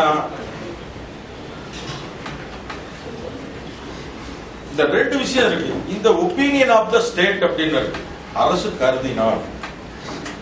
அப்புறம் தேவையான நாட் அடிக்கோட்லே ரெப்ரசன்டட், இந்த மாதிரி ரெண்டு விஷயங்கள் இருக்கு. இது ஒரு சரியா இல்லை இந்த விஷயம் அப்படின்னு பிரச்சனைகளாகி முடிவுல அது விவாதங்கள்லாம் நேர் என்ன பண்றாருன்னா, சரி சாதிய சேர்த்து இதை வெளியிடலாம் அப்படிங்கிற ஒரு முடிவு பண்றாரு. முடிவு பண்ணும் பொழுது நடக்கல, மீண்டும் மீண்டும் அது ஒரு பிரச்சனைகள் வருகிறது. நேரு ஆரம்ப காலகட்டத்தில் இந்த அரசியல் சட்டம் வரும்போது சாதியை ஆதரிக்கிறார். என்ன ஒரு தாழ்த்தப்பட்டவனை இவன் தாழ்த்தப்பட்டவன் என்று நிர்ணயிப்பதற்கு நாடாளுமன்றத்தை கூட்ட வேண்டிய அவசியம் இல்லை.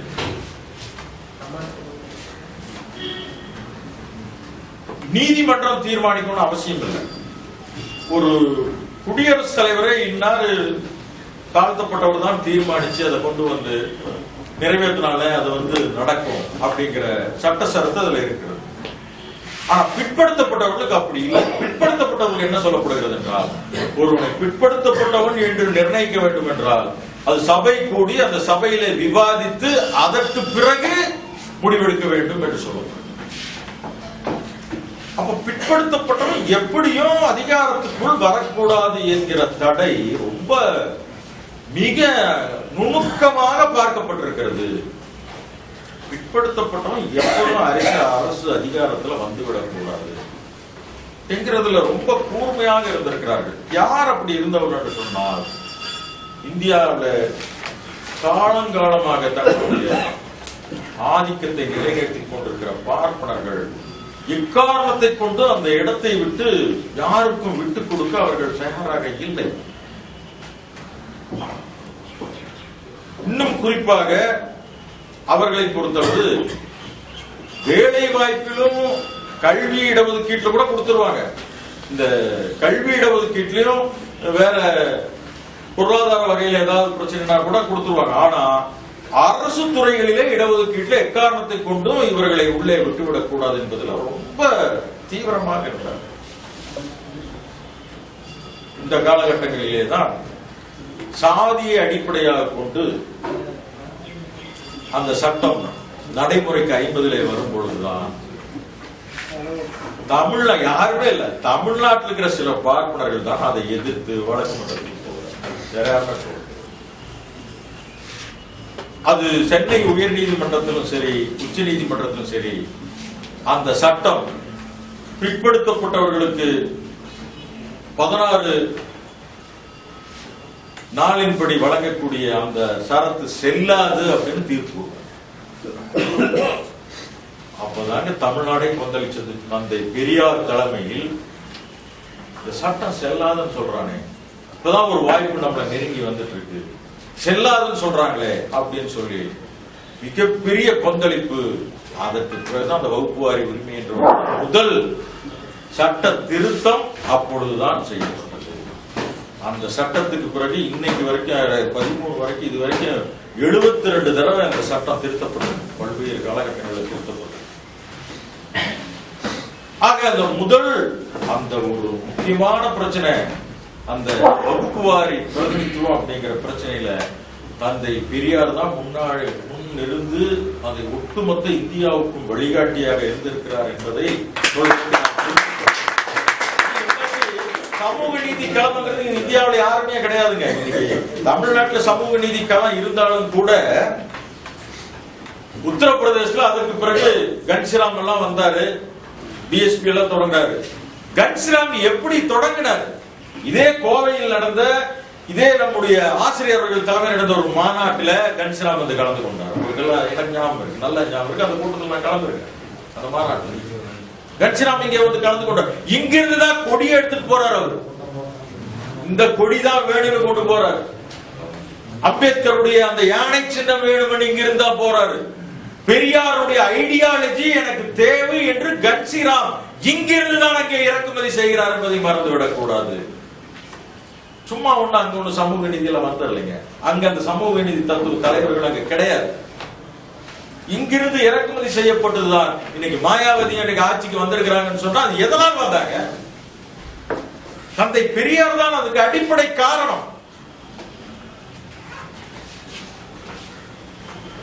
அப்படிப்பட்ட இறக்குமதி செய்து இங்கிருந்து போன இந்த சமூக நீதி தத்துவம் அப்படின்னு சொன்னாலே அது தமிழ்நாடு தான். அதே போல இந்த தத்துவத்துக்கு எதிராக நிற்கிற யார் அதிகமா இருக்கிறாங்கன்னா தமிழ்நாட்டு பார்ப்பனர்கள் தான். அது டெல்லியில உட்கார்ந்து இருந்தாலும் சரி, அமெரிக்காவில் உட்கார்ந்து இருந்தாலும் சரி, இந்த திட்டத்துக்கு எதிராக இருப்பவர்கள் தமிழ்நாட்டு பார்ப்பனர். இந்தியாவிலே சிற்பவன் பார்ப்பனர்கள் தான் உயர்ந்த பார்ப்பனர்கள் சொல்லுவோம். அதை விட இவனுங்க தமிழ்நாட்டு பாப்பாடு இருக்காங்க ரொம்ப கொடுமையான ஆட்களா இருக்கு. ஆக இப்படி அந்த போராட்டத்துக்கு பிறகு அந்த பிரச்சனை முடிஞ்சிருச்சுங்க. முடிஞ்ச பிறகு தேர்தல் வருது 51. அப்போ தந்தை பெரியாரும் மற்றவர்களும் இப்போ சாதி அப்படின்னு ஒரு இடத்துல வந்துருச்சுன்னா ஒரு நல்ல விஷயம் ஒன்று தெரிஞ்சுக்க வேண்டியது என்னன்னா, சாதின்னு ஒன்று வருகிறது அரசியல் சட்டத்தில். சாதி என்று வந்த பிறகு ஒருவருக்கு இடஒதுக்கீடோ இல்ல வேலை வாய்ப்போ இல்ல வேற ஏதாவது வழங்க வேண்டும் என்று சொன்னால் அந்த மக்கள் தொகை எவ்வளவு என்று நமக்கு தெரிய வேண்டும் அல்லவா? அப்படி என்றால் என்ன செய்ய வேண்டும்? சாதி வாரி இடஒதுக்கீட்டுக்காக மக்கள் தொகை சாதி வாரியாக கணக்கெடுக்கப்பட வேண்டும். இது அன்னைக்கே தந்தை பெரியார் வச்சதுதான். நாம இன்னைக்கு வரைக்கும் அதை வச்சுட்டு இருக்கோம். சாதி வாரி கணக்கெடுப்பு 1931 தான் கடைசியாக சாதி வாரி கணக்கெடுப்பு நடத்தினார்கள். அதற்கு பிறகு எடுக்கவில்லை. 41 நடக்கல. ஏன் 41 நடக்கலன்னா இரண்டாவது உலக யுத்தம் நடந்து கொண்டிருந்த காரணத்தினால் 41 மக்கள் தொகை கணக்கு எடுக்கப்படவில்லை இந்தியாவில். சரி, 51 எடுக்கணும்னு சொல்லும் போது 51 என்ன செய்து விட்டார்கள் என்று சொன்னால் 51 எடுக்கப்பட்ட மக்கள் தொகை கணக்கெடுப்பு என்பது தாழ்த்தப்பட்டவர்களை மட்டும் சாதி வாரியாக எடுத்துட்டாங்க, பிற்படுத்தப்பட்டவர்களை விட்டாங்க. பாருங்க என்ன பார்ப்பனர்கள் அங்கே அமர்ந்து கொண்டு என்னென்ன வேலை செய்கிறார்கள் பாருங்க. பார்ப்பனர் அல்லாதார் இயக்கம் தமிழ்நாட்டில் தொடர்ந்ததுங்க. இது ரொம்ப ரொம்ப முக்கியமான விஷயம். நேரடியா பார்ப்பான் சொல்றதுக்கே இன்னைக்கு பல பேர் தயங்கி கொண்டிருக்கிறார்கள், சொல்லவும் பயப்படுகிறார்கள். இந்த பார்ப்பான் என்ற சொல்லுக்கு இருக்கிற அந்த வீரியம் இருக்கிறதே வேறு எதுக்குமே கிடையாது. அது முன்னுக்கு தான் எல்லாருமே பயப்படலாம். பார்ப்பான் அதனுடைய விளைவுதான் இங்க சட்டப்பேரவையில அந்த அம்மா நான் பாப்பாத்தி தான், அவங்களால என்ன செய்ய முடியும் செய்யுங்கன்னு சொன்னாங்க. விளைவுதான் நான் பாப்பாத்தி தான். இந்த சொல் எப்படி வருகிறது? ஆக அந்த பார்ப்பான் பார்ப்பாத்தி அப்படிங்கிற சொல் இங்கே பலமாக இந்த ஆதிக்க சிந்தனை உள்ள இந்த உயர்ஜாதி இந்த கும்பலுக்கு எதிராக இன்றைக்கு பிராமணர் அல்லாதார் இயக்கம் தமிழ்நாட்டில் மிகப்பெரிய வேலையை செய்தது. சரி, அடுத்தது இந்த மக்கள் தொகை எப்படி எடுக்கிறது, இவங்களை எப்படி ஆராய்ச்சி பண்றது, எந்தெந்த பிற்படுத்தப்பட்டவர்கள் எங்கெங்கே இருக்கிறார்கள், இதை எப்படி தெரிஞ்சுக்கிறது? நேரு வந்தார்.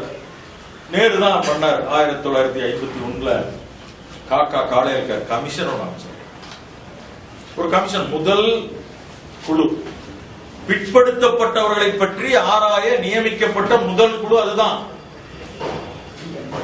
அந்த குழு என்ன பண்ணிச்சு? அதோட பெரிய வேலையும் செய்யலைங்க. அவங்க சில வேலைகளை செஞ்சு ஒரு முடிவெடுத்து ஒரு 3 ஆண்டுகளுக்கு பிறகு ஒரு அறிக்கையை கொடுக்குறாங்க. அந்த அறிக்கையை கொடுக்கும் போது என்ன நடக்குதுன்னு சொன்னா, அந்த அறிக்கைக்கு பிறகு 55 காக்கா காளையர்கர் கமிஷனுடைய அறிக்கை 55 கிடைக்குது. இந்த அறிக்கை கொடுத்த அந்த சாதியை வச்சு மையமா வச்சு சாதியின் அடிப்படையில் தான் இடஒதுக்கீடு தர வேண்டும் அப்படிங்கறத மையமா வச்சு அந்த அறிக்கை தயாரிக்கப்படுது. அந்த அறிக்கை தயார் பண்ணி சப்மிட் பண்ணிட்டார் காளையர்கர் கமிஷன். சப்மிட் பண்ண பிறகு அது போய் அரசாங்கத்திட்ட கொடுக்கப்பட்டது. கொடுக்கப்பட்ட பிறகு சாதி வாரியாகத்தான் பிற்படுத்தப்பட்டவர்களை வகைப்படுத்த வேண்டும் என்ற அறிக்கையை கொடுத்த பிறகு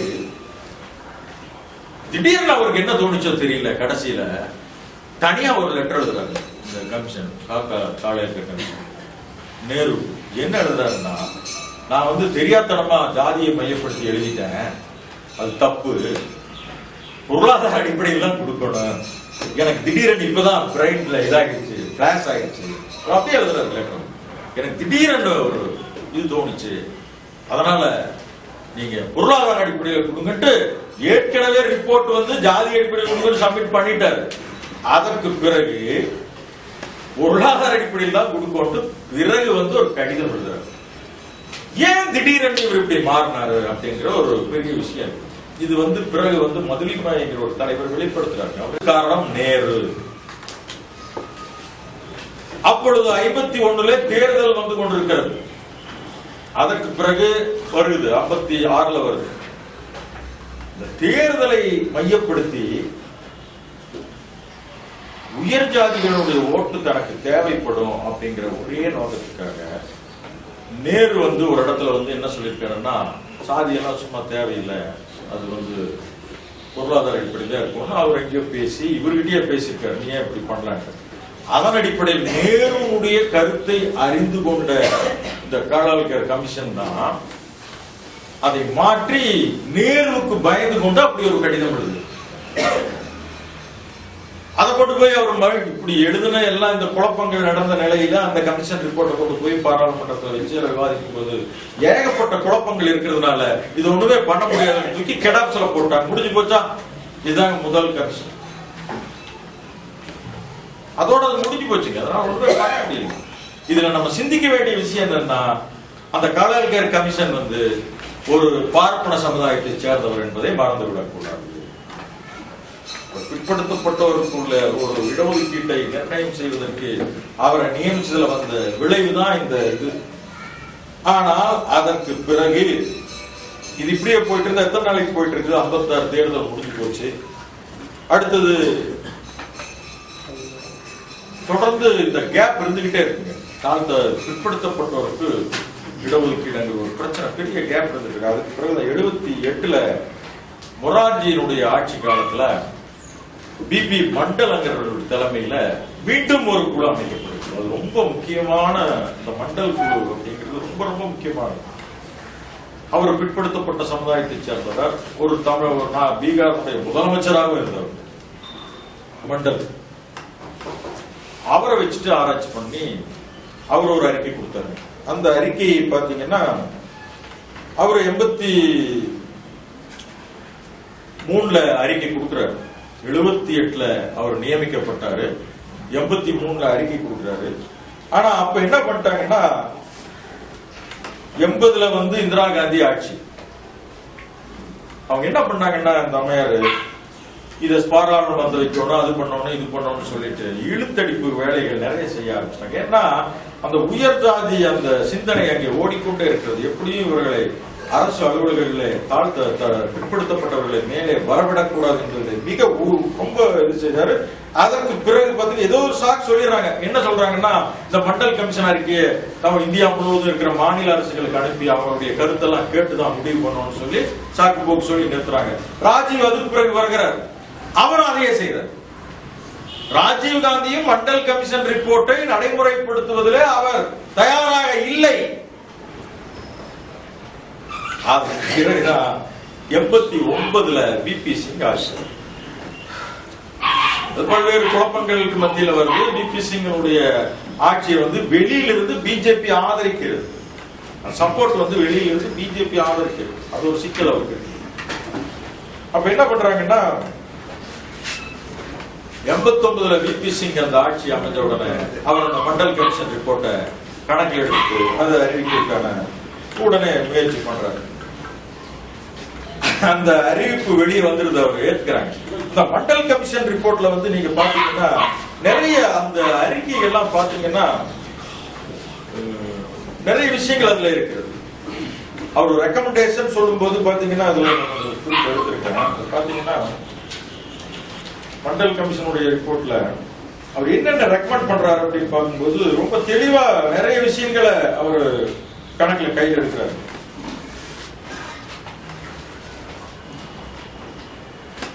அவர் பரிந்துரை செய்த பல விஷயங்கள் பின்னாடி அடிபட்டு போகுதுங்க. அவர் முதல்ல பரிந்துரை செய்யறாரு, ஆனா அந்த பரிந்துரை செய்த விஷயங்கள் பூராமே பின்னாடி அடிபட்டு போகுது. அது தீர்ப்பு வரும்போது எல்லாமே அடிபட்டு போகுதுங்க. அப்போ அவரை பொறுத்தளவு மண்டல் கமிஷனை பொறுத்தளவு அந்த அறிக்கை சாதியின் அடிப்படையில் தான் இடஒதுக்கீடு வழங்க வேண்டும் என்பது தெளிவா இருக்கு. இரண்டாவது 50% இடஒதுக்கீட்டுக்கு மேல் போகக்கூடாது. அதுல கிரிமி லேயர்ஸ் எல்லாம் நீக்கிறோம். அதுல பிற்படுத்தப்பட்டவர்களே கொஞ்சம் வசதியானவர்களுக்கெல்லாம் யாருக்கும் எந்த பதவியும் தரக்கூடாது. அதே போல பதவி உயர்வில் இடஒதுக்கீடு தரக்கூடாது. இப்படி பல சிக்கல்கள் அதுல இருக்குதுங்க. இருந்தாலும் அடிப்படையில வழங்கலாம்.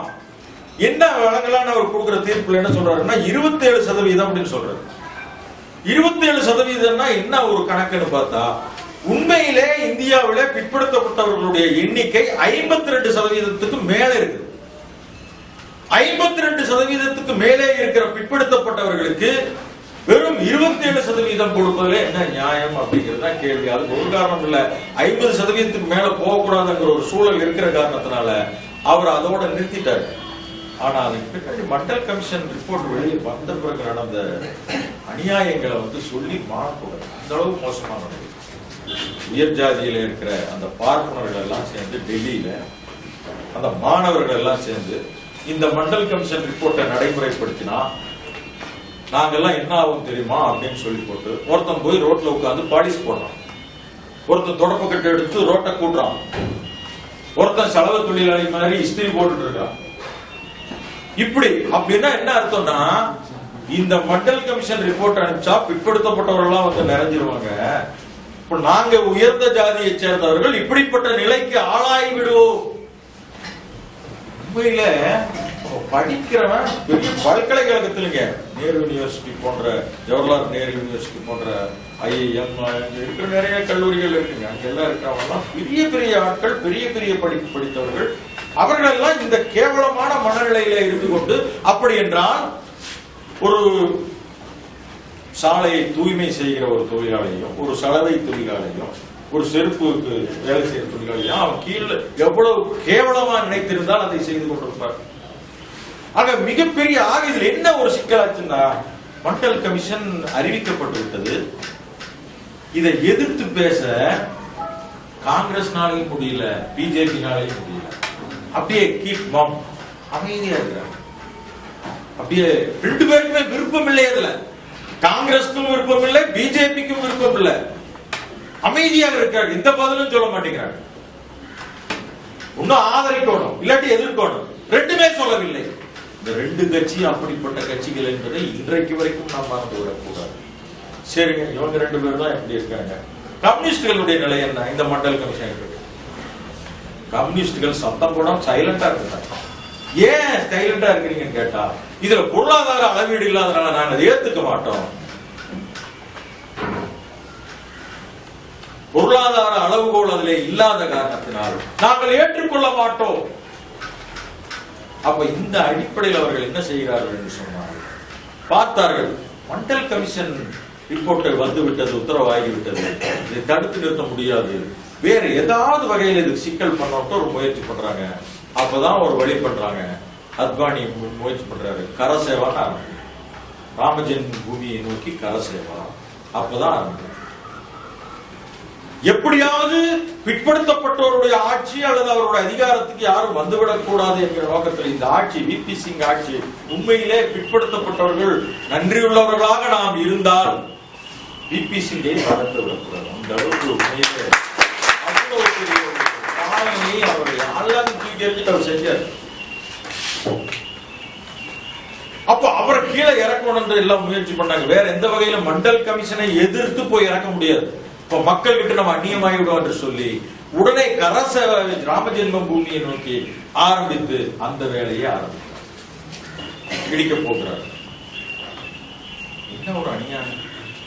ஆக ஒரு குறிப்பிட்ட பகுதியை தாண்டி நீங்கள் போகக்கூடாதுன்னு சொல்லும் போது அத்வானி அதை தாண்டி போற முயற்சி செய்யும் போது அத்வானி கைது செய்யப்படுகிறார். உடனே பிஜேபி விபி சிங் கொடுத்த அந்த ஆதரவை வாபஸ் பெறுகிறது, திரும்ப பெறுகிறது, ஆட்சி கவிழ்கிறது. எப்படி? இதுதான் அந்த வரலாறு. ஆக ஒரு மண்டல் குழு ஒரு அறிக்கை கொடுத்து அந்த அறிக்கையில பல்வேறு செய்திகளை கொடுத்து அது வரதுக்கு இத்தனை நாள் ஆகி சாதியின் அடிப்படையில் தான் அதுவும் வந்திருக்கு. இன்னைக்கு பல ஆண்டுகள் ஆன பிறகு கூட இன்னைக்கு மத்திய அரசுல என்ன நிலைமை என்று பார்த்தால், தமிழ்நாட்டிலே ஒரு காலகட்டத்தில் இப்ப தமிழ்நாட்டில் 50% மேல போகக்கூடாதுன்ட்டு உச்ச நீதிமன்ற உத்தரவு ஒண்ணு இருக்கல. ஆனா தமிழ்நாட்டில் 69% இடஒதுக்கீடு இன்றைக்கு நடைமுறையில் இருக்கிறது. அப்ப தமிழ்நாட்டுக்கு மட்டும் என்ன ஸ்பெஷல்? அதனாலதான் நம்முடைய ஆசிரியர் அவர்களுடைய துணையுடன், ஆசியுடன், அவர்களுடைய அந்த இன்டலெக்சுவல் அந்த மைண்டை பயன்படுத்தி இந்த இடஒதுக்கீட்டை 9வது சரத்திலே கொண்டு போய் சேர்த்தார்கள். இதுக்கு யார் யோசனை கொடுத்தது? நம்முடைய ஆசிரியரை செஞ்சாங்க. அதை நம்ம மறந்துவிடக் கூடாது. இந்த 9வது சரத்து என்ன? 9வது சரத்து என்ன? 9வது சரத்து வேற ஒண்ணு இல்லைங்க. இந்த நாட்டுல அரசாங்கத்தினுடைய பொது ரயில்வேக்கு நிறைய நிலங்கள் எடுக்க வேண்டியிருக்கிறது, நில உச்சவரம்பு சட்டப்படி நிலங்கள் எடுக்க வேண்டியிருக்கிறது, இன்னும் இந்த மக்களுக்கு நிறைய ஆற்ற வேண்டிய நிலம் எடுக்க எல்லாரும் போய் கோர்ட்ல நின்னுக்கிறாங்க. அப்படி கோர்ட்ல நிற்கும் போது அரசாங்கத்தினால் செயல்பட முடியாமல் போகிறது. ஆக அரசாங்கம் இந்த நிலம் எடுப்பதிலிருந்து தவிர்ப்பதில் யாரும் கோர்ட்டுக்கு போகக்கூடாது. அரசாங்கம் ஒரு நிலத்தை எடுத்தால் யாரும் வழக்கு மன்றத்துக்கு போகக்கூடாது என்று அந்த 9வது சரத்தை வச்சிருந்தாங்க. இப்ப அங்க போயிட்டா பாதுகாப்பு இங்க நம்ம ஆசிரியர் ஐயா அவர்கள் சொன்ன பிறகு அதுல கொண்டு போய் சேர்ந்த பிறகு எல்லாம் தமிழ்நாட்டில் ஒருத்தரும் பேச.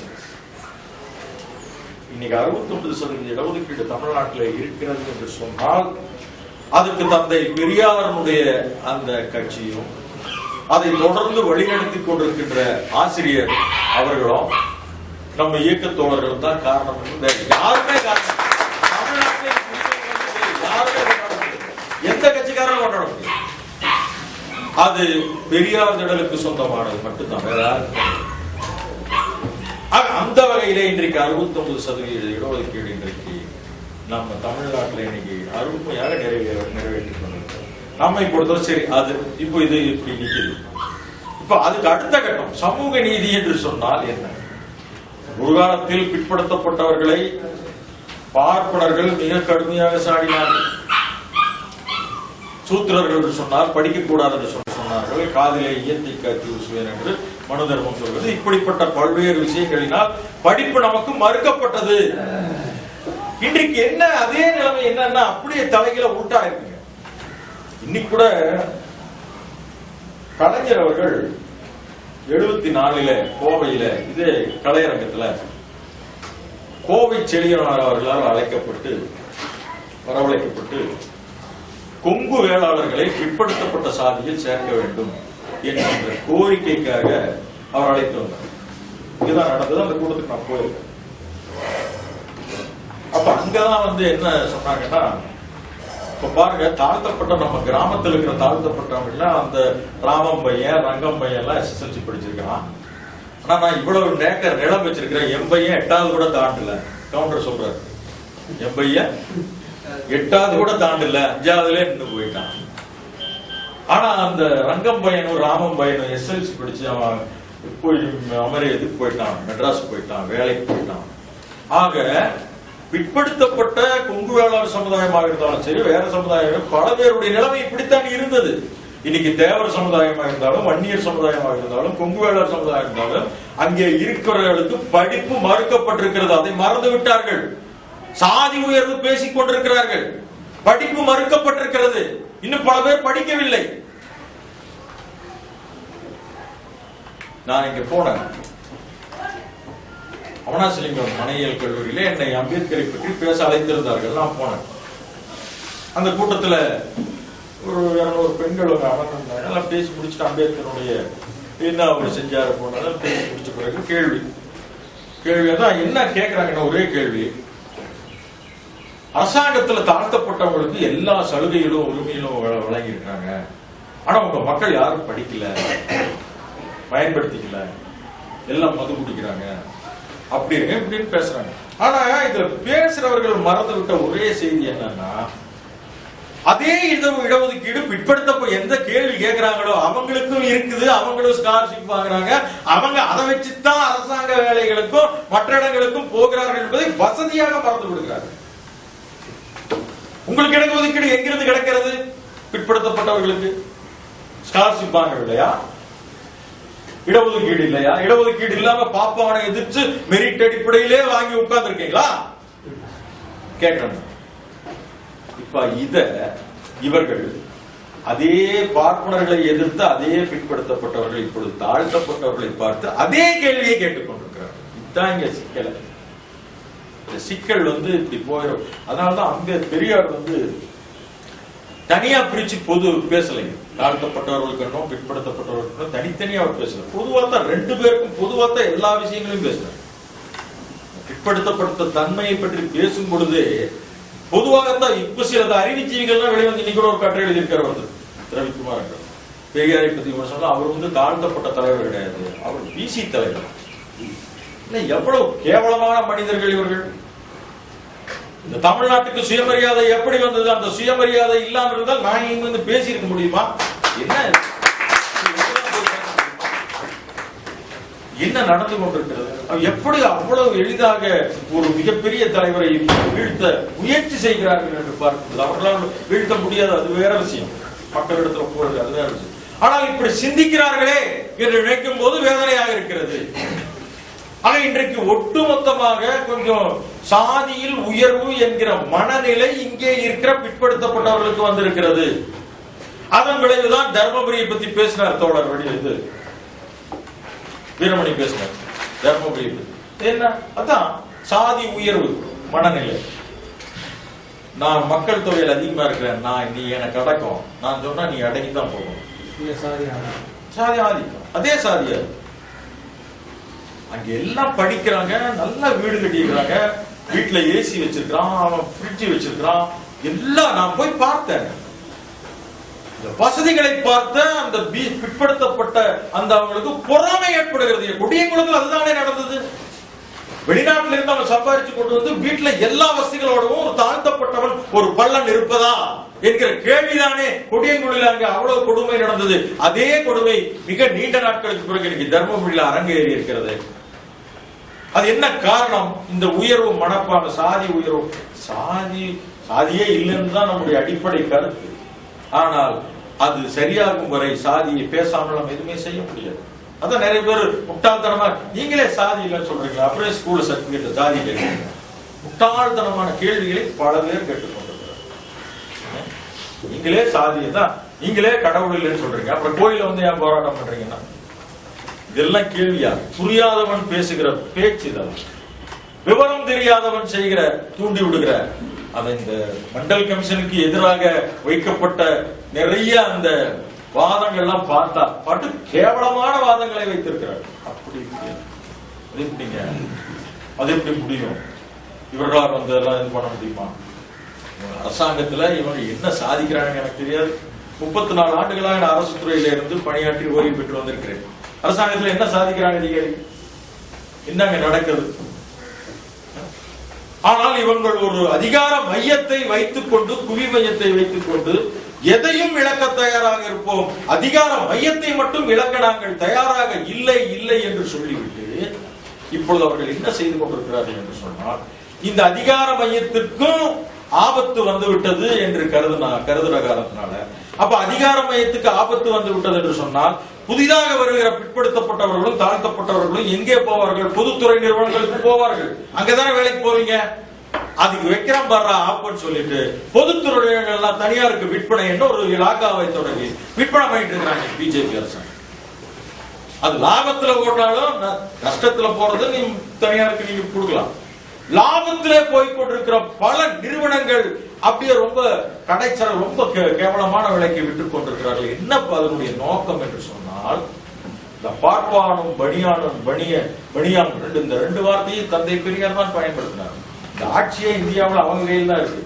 பார்ப்பனர்கள், உயர் ஜாதி பார்ப்பனர்கள் என்று சொல்லக்கூடியவர்கள் அதிகார மையத்திலே இருப்பவர்களும், பணியாக்கள் என்று சொல்லக்கூடிய அங்கே இருப்பவர்கள் 2 பேரும் சேர்ந்து இந்த அதிகார மையத்துக்கு இவர்கள் யாரும் வந்துவிடக் கூடாது. தனியாருக்கு போனா முடிஞ்சு போச்சு, ஒன்றும் பண்ண முடியாது. என்ன பண்ண முடியும்? அப்படி அங்க போய் இடஒதுக்கீடு கேட்க முடியாது. அரசாங்கத்துல இருக்கிற வரைக்கும் தான் நீ இடஒதுக்கீடு. அதனாலதான் அவன், அதாவது நான் 2 விஷயங்கள், ஒண்ணு வெளிநாட்டுக்கு அவர்கள் நகர்ந்து கொண்டிருக்கிறார்கள், இங்கே தனியாருக்கு அதை விற்பனை செய்து கொண்டிருக்கிறார்கள். 2 தெளிவா செய்து அதனுடைய நோக்கம் என்ன? இவர்கள் யாரும் தப்பித்தவரை வந்து இங்கே அமர்ந்து விடக்கூடாது. நீங்க என்னென்னமோ நடந்துச்சு. டெல்லியில வந்து நீங்க பாத்தீங்கன்னா நம்முடைய பெரியார் மையத்தை தீ வச்சு எடுத்தாங்க. காமராஜர் அப்பவே கொள்ள முயற்சி செஞ்சாங்க. எத்தனையோ விஷயங்கள், அதாவது ஒரு ஒடுக்கப்பட்ட மக்களுக்காக உழைக்கிற தலைவர்களை ஏதாவது ஒரு வழியிலே ஒழித்து கட்டு விடுவது என்பது அவர் ரொம்ப சர்வசாதாரணமாக செய்து கொண்டிருப்பார். அதைத்தான் தொடர்ந்து இன்றைக்கு வரைக்கும் செய்து கொண்டிருக்கிறார்கள். ஆக நாம் இதோடு நம்ம அரசாங்கத்தில் இருக்கிற அந்த இடஒதுக்கீடோடு முடிந்து விடுமா? இல்ல நம்முடைய இலக்கே இடஒதுக்கீடு தானா? கிடையவே. நம்முடைய ஒட்டுமொத்த லட்சியமும் இலக்கும் இடஒதுக்கீடு மட்டுமே இல்லை. இப்ப நம்ம என்ன, அதுக்கு அடுத்த நிலை என்ன? தனியார் துறையில் இடஒதுக்கீடு, சாதிவாரி கணக்கெடுப்பு. இந்த 2 ரொம்ப முக்கியமான விஷயம். சாதிவாரி கணக்கெடுப்பு இன்றைக்கு இப்பவும் நடத்தல. 2011 நடத்தல, 2001 நடத்தல. அப்ப அது நடத்தினால்தானே நம்ம எவ்வளவு மக்கள் தொகை இருக்கு நம்ம சரியாக சொல்ல முடியும். அது நடத்த வாய்ப்பில்லை என்றால் ஒன்றும் சொல்ல முடியாது. உதாரணத்துக்கு இதுக்கு எடுத்துக்காட்டாக நான் என்ன சொல்றேன், அருந்ததியர்களுக்கு உள்ளிட ஒதுக்கீடு ஒரு பிரச்சனை வந்து ஆதித்தமிழர் பேரவை ஒரு 25 ஆண்டு கால கோரிக்கை, அதை எனக்கு முன்னாடியே பல பேர் வச்சிருக்காங்க. தனியா அவங்க என்ன சொன்னாங்கன்னா, எங்களுக்கு தனியா ஏதாவது ஸ்பெஷலா எங்களுக்கு கொடுங்க அப்படின்னு மட்டும் கேட்டிருந்தாங்க. அதை உள்ளிட ஒதுக்கீடுன்னு கொண்டு வந்து இன்னர் ரிசர்வேஷன் மாத்தி அதை போய் கலைஞர்கிட்ட பேசி அந்த அனைத்து கட்சி கூட்டத்தை நடத்தணும். அதுல பாத்தீங்கன்னா அந்த அனைத்து கட்சி கூட்டத்துல ஆசிரியர் அவர்கள் வந்திருந்தாங்க. அது நானும் போயிருந்தேன். பல்வேறு கட்சி தலைவர்கள் அங்க வந்திருந்தாங்க. ஏறத்தாழ 27 கட்சி தலைவர்கள் அந்த அனைத்து கட்சி கூட்டத்துல அருந்ததியர்களுக்கு உள்ளிட ஒதுக்கீடு கொடுக்கலாமா அப்படிங்கிற பிரச்சனை. அதுல அந்த கிருஷ்ணசாமி, டாக்டர் கிருஷ்ணசாமி அவர்கள் இது வந்து தாழ்த்தப்பட்டவர்களுக்கு கருப்பு நாள்னு சொல்லி அவர் அங்கிருந்து வெளியிட சொல்லி போயிட்டார். அவர் என்ன வெளியில என்ன சொல்றாரு, என்ன வந்து எம்பிசி ஆக்குங்க, அப்படின்னு கோரிக்கை வெளியே, நான் எஸ்சி கிடையாது, எம்பிசி அப்படின்னு வெளியில கோரிக்கை. நான் தாழ்த்தப்பட்டவன் கிடையாது, எனக்கு தீண்டாமை கிடையாது, அது கோரிக்கை. அப்புறம் இதுல உனக்கு தர வேண்டும். இவரு என்ன சொல்லலாம்னா, எனக்கு இது கொடு என்று கேட்கலாம். அவருக்கு தராதுன்னு சொல்வதற்கு இவருக்கு என்ன தார்மீக உரிமை இருக்கிறது கேள்வி. தாழ்த்தப்பட்ட மக்களிலே இன்றைக்கு 1.25 கோடி மக்கள் தமிழ்நாட்டிலே தாழ்த்தப்பட்ட மக்கள் இருக்கிறார்கள். இதுல 1/3 பங்கு அருந்ததியர்கள் இருக்கிறார்கள். கடந்த காலங்களிலே ஆதி திராவிடர்கள் எல்லாம் தங்களை மதமாற்றம் செய்து கொண்டு மிகப்பெரிய வாய்ப்புகளை பெற்று, ஆங்கிலேயர் இருக்கிற காலத்திலே இருந்து தொடங்கி இன்றைக்கு வரைக்கும் மிகப்பெரிய வாய்ப்புகளை பெற்று கிறிஸ்துவ நிறுவனங்களிலே போய் அடைக்கலம் ஆயிட்டு ஆங்கிலம் படிச்சு எல்லாம் பண்ணி அவங்க போய் செட்டில் ஆயிட்டாங்க. சோ அவங்க பிரச்சனை இல்லை. ஆதி திராவிடர் தேவேந்திரர் என்று சொல்லக்கூடிய பல்லர்களுடைய நிலைமை, அவர்களுக்கு நிலம் இருக்கிறது, விவசாயம் இருக்கிறது, அவங்களுக்கு பிரச்சனையே இல்லை, அவங்களுக்கும் பிரச்சனை இல்லை. அருந்ததியர்கள் என்ன, இவன் மலம் அள்ளி கொண்டோம், ரோட்டோரத்தில் செருப்பு தேய்த்துக் கொண்டோம், பண்ணைகளிலே அடிமையாக இருந்து கொண்டிருக்கிற 50 லட்சம் மக்கள் தமிழ்நாட்டிலே இருக்கிறார்கள். இவர்களுக்கு தனி இடஒதுக்கீடு வேண்டும் கேட்டோம். கலைஞர்கிட்ட நான் சொன்னேன், நீங்க சென்னையில நீங்க முதல் ஆட்சிக்கு வந்த போது மனிதர்களை வைத்து மனிதன் கைரிக்ஸா இருக்கிறான். நான் கலைஞரை பார்த்து 2006 தேர்தல்ல அறிவாலயத்தில் போய் பார்த்து பேசும்போது அவர்கிட்ட பேசின 2 நிமிஷத்துல பேசின செய்தியே தான். என்ன சொன்னா, நீங்க உங்க ஆட்சியில தான் மனிதனை வைத்து மனிதன் இருக்கிற கைரிக்ஸாவை ஒழித்து சைக்கிள் ரிக்ஷா கொடுத்தீங்க 2000 பேருக்கு. ஒரு மனிதனை வைத்து மனிதனை எடுப்பதே கேவலம்னு நீங்க நினைச்சீங்க. ஆனா தமிழ்நாட்டில் மனிதனுடைய மலத்தை மனிதன் அழுகிற பல லட்சம் பேர் இருந்து கொண்டிருக்கிறார்கள். இவர்களுக்கு ஒரு விடியல் வேண்டும், அதுக்கு நீங்க வந்தால் தான் முடியும். அந்த தேர்தலில் திமுக ஆதரவா செயல்படுது. ஆட்சிக்கு வந்த உடனே அவர் ஒரு தூய்மை தொழிலாளர், அந்த தூய்மைங்கிற வார்த்தையை எங்க இதுல இருந்து எடுத்தாங்க. துப்புரவு தொழிலாளர்ங்கிறத பொதுவா இருக்கிற வார்த்தை. தூய்மை தொழிலாளர் மாநாடு நாங்க தான் முதல் நடத்துறோம். அந்த தூய்மை தொழிலாளர் தொடங்குறாரு. அவர் தான் தொடங்குறாரு. நவீனமயமாக்குது கருவிகள் வாங்குறாரு, இன்னொரு நிறைய வேலைகள் அவரு அந்த தொடக்கத்துல தொடங்குறாரு. ஆக அந்த மாதிரி ஒரு விஷயங்களை தொடங்குறோம். ஆக இப்படி பிரச்சனைகளை மையப்படுத்தி நாம் போகும் பொழுது 1/3 பங்கு இடஒதுக்கீடு வேணும்னு கேட்கிறோம். அதுக்கு புள்ளி உரங்கள்லாம் பேசுறோம் அந்த கூட்டத்துல, அனைத்து கட்சி கூட்டத்தில். இப்ப நான் நிறைய புள்ளி உரம் சொன்னேன். அவங்க என்ன புள்ளி உரங்கள்லாம் சொன்னாங்கன்னா, சாதிவாரி இடஒதுக்கீடு புள்ளி உரம் தான் அங்க பேசப்படுறது, வேற எதுவுமே எடுக்கல. நான் 50 லட்சம் பேர் இருக்கேன்னா என்ன ஆதாரம்? நான் சொல்லிட்டு தெரியலாம், யாரும் கேட்க மாட்டாங்க, அதுக்கு ஆதாரம் கிடையாது. ஆனா அந்த புள்ளி உரம் எடுக்கப்பட்ட புள்ளி உரத்துல வெறும் 16 லட்சம் தான் இருக்குது. அது எப்போ எடுத்தது, இத்தனை 10 ஆண்டுகளுக்கு முன்பு எடுத்தது. மொத்தமே 16 லட்சம் தான் அருந்தக்கூடிய மக்கள். ஆனால் ஆதி திராவிடருடைய மக்கள் தொகை பறையர் என்கிற தலைப்புல கொஞ்சம் பேர், ஆதி திராவிடர் என்கிற தலைப்புல கொஞ்சம் பேர், ஆக மொத்தம் 54 லட்சம் பேர் பறையர்கள் என்கிற தலைப்புல இருக்கு. கலைஞர் அப்படியே யோசனை பண்றாரு, எவ்வளவு சிக்கல் இருக்கு. ஆமா, கடைசியில் அவர் ஒரு முடிவு பண்ணார். ஜனார்த்தன் அந்த இதுக்கு பிறகு, அந்த அனைத்து கட்சி கூட்டத்துக்கு பிறகு என்ன எது எப்படி இருந்தாலும் யாரும் அங்க என்ன பேசினாங்க நான் சொல்ல விரும்பலைங்க. ஆனா சிலதெல்லாம் சொன்ன ரொம்ப மோசமா இருக்கு. என்ன அவர்கள்லாம் எப்படி சமூக நீதியை பற்றி வெளியிலே பேசுகிறார்கள் என்று எனக்கே தெரியல. அப்படி பேசின விஷயங்கள் அங்க இருக்குங்க. ஆனால் அவர்களும் வெளியே சமூக நீதியை பற்றி பேசிக் கொண்டுதான் இருக்கிறார்கள். சமூக நீதி என்பது என்ன? ஒதுக்கீடு, மறு பங்கீடு. ஒரு பங்கீடு ஒண்ணு கிடைக்குதா, அந்த மறு பங்கீடு வரத்தான் செய்யுங்க. தந்தை பெரியார் ஒண்ணு அழகா சொல்றாருங்க. அவர் என்ன சொல்றாருன்னா, ஒரு ரயில் பயணத்துக்கு போறோம், போகும்போது நேரத்துல போறவங்க ஒரு துண்டு போட்டு வச்சுக்கிறான் சீட்டு மேல. புதுசா ஆட்கள் வந்துகிட்டே இருப்பாங்க. என்ன தெரியுமா சொல்லுவோம், ஆள் வர்றாங்க துண்டு போட்டு எந்திரிக்கவே மாட்டான். கடைசியில் ஆள் வர மாட்டான், இவன் தான் படுத்து தூங்குவான். அது எந்த அப்படி உட்கார்ந்துருக்கு நம்ம பார்த்துட்டு தான் இருப்போம். அப்போ பெரியார் என்ன சொல்றாருன்னா, ஏன்னா ஒரு நாள் பயணத்திலே உன்னுடைய சொகுசை நீ மறக்க முடியவில்லையே, ஆண்டாண்டு காலம் நீ அதிகாரத்தில் இருப்பவன், நீ சொகுசை விட்டு கொடுப்ப மறுப்பாய, எப்படி நீ ஏத்துக்க? அது பார்ப்பனர்களுக்கும் பொருந்தும், இங்கே இருக்கிற ஆதி திராவிடர்களுக்கும் பொருந்தும். அதிகாரத்தில் ஏற்கனவே அனுபவிச்சுட்டாங்க, அதை விட்டு கொடுக்க மனம் இல்லை. அடுத்த பாதிக்கப்பட்டவருக்கு அவனுக்கும் நம்ம அந்த பங்கு கொடுத்தா என்ன? அதுதானே சோசியல் ஜஸ்டிஸ். சமூக நீதி என்பது என்ன? தந்தை பெரியார் அவ்வளவு ஒரு நாள் பயணத்திலே உன்னுடைய சும்சேபட நீ இழக்க முடியல. ஆண்டாண்டு காலமாக அனுபவித்தவன் எப்படி அதை விட்டுக் கொடுப்பான்? அதேதான் இப்ப நடக்குது. கலைஞர் ஜனார்தன் கமிஷன் என்ற ஒரு கமிஷன் நினைச்சால் அந்த கமிஷன் ஒரு ரிப்போர்ட் கொடுத்தது. அந்த ரிப்போர்ட்டின் அடிப்படையில் 3% இடஒதுக்கீடு கொடுக்கப்பட்டது. நாங்கள் அது போய் கலைஞர் சொன்ன 3% இடஒதுக்கீடு போதுமானது. ஒரு 6 கொடுங்கள், குறைஞ்சபட்சம் 5வது கொடுங்கள் வற்புறுத்தணும். கலைஞர் தெளிவா சொன்னார். கலைஞர் அது சம்பந்தமா 5 முறை சந்திச்சார். இப்ப நான் இது கொடுக்குறேன், இது தொடக்கம் என்று வைத்துக் கொள்ளுங்க. ஒரு வீட்டுக்கு நீங்க நுழையிறீங்க, வீடு கட்டி உங்க வீடு உள்ள நுழைஞ்சிருங்க ஃபர்ஸ்ட் உள்ள. அதுக்கு பிறகு ஒவ்வொரு பொருளா நீங்க வாங்கிக்கலாம். இப்ப ஒண்ணு எடுத்த உடனே எல்லாமே வேணும். நீங்க எப்படி எதிர்பார்க்க சொன்னோடனே என்ன ஒன்றும் பேசவே முடியல, சைலண்டா திரும்பி வந்துட்டேன், அவ்வளவுதான். ஆக அவர் ரொம்ப அழகாக அந்த அனுபவ ரீதியில் அவர் அவ்வளவு அழகா சொன்னாரு. ஆனால் அந்த 3% இடஒதுக்கீடு இன்றைக்கு 5 ஆண்டுகள் அந்த சமூகம், அதாவது ஒதுக்கீட்டுல உள்ளிடஒதுக்கீடு கிடைத்த பிறகு என்ன நிலைமைன்னு பார்க்கும்போது தமிழ்நாட்டுல மிகப்பெரிய மாற்றம் இந்த 5 ஆண்டுகள் ஆயிடுச்சு. 78ல வந்ததுங்க. 5 ஆண்டுகள் முடிந்து விட்டது தமிழ்நாட்டுல அந்த உள்ளிடஒதுக்கீடு வழங்கி. அதற்கு பிறகு நீங்க பார்த்தீங்கன்னு சொன்னா இன்னைக்கு நீதிபதி ஸ்தானத்துல இன்னைக்கு 6 பேர் இன்றைக்கு அமர்ந்து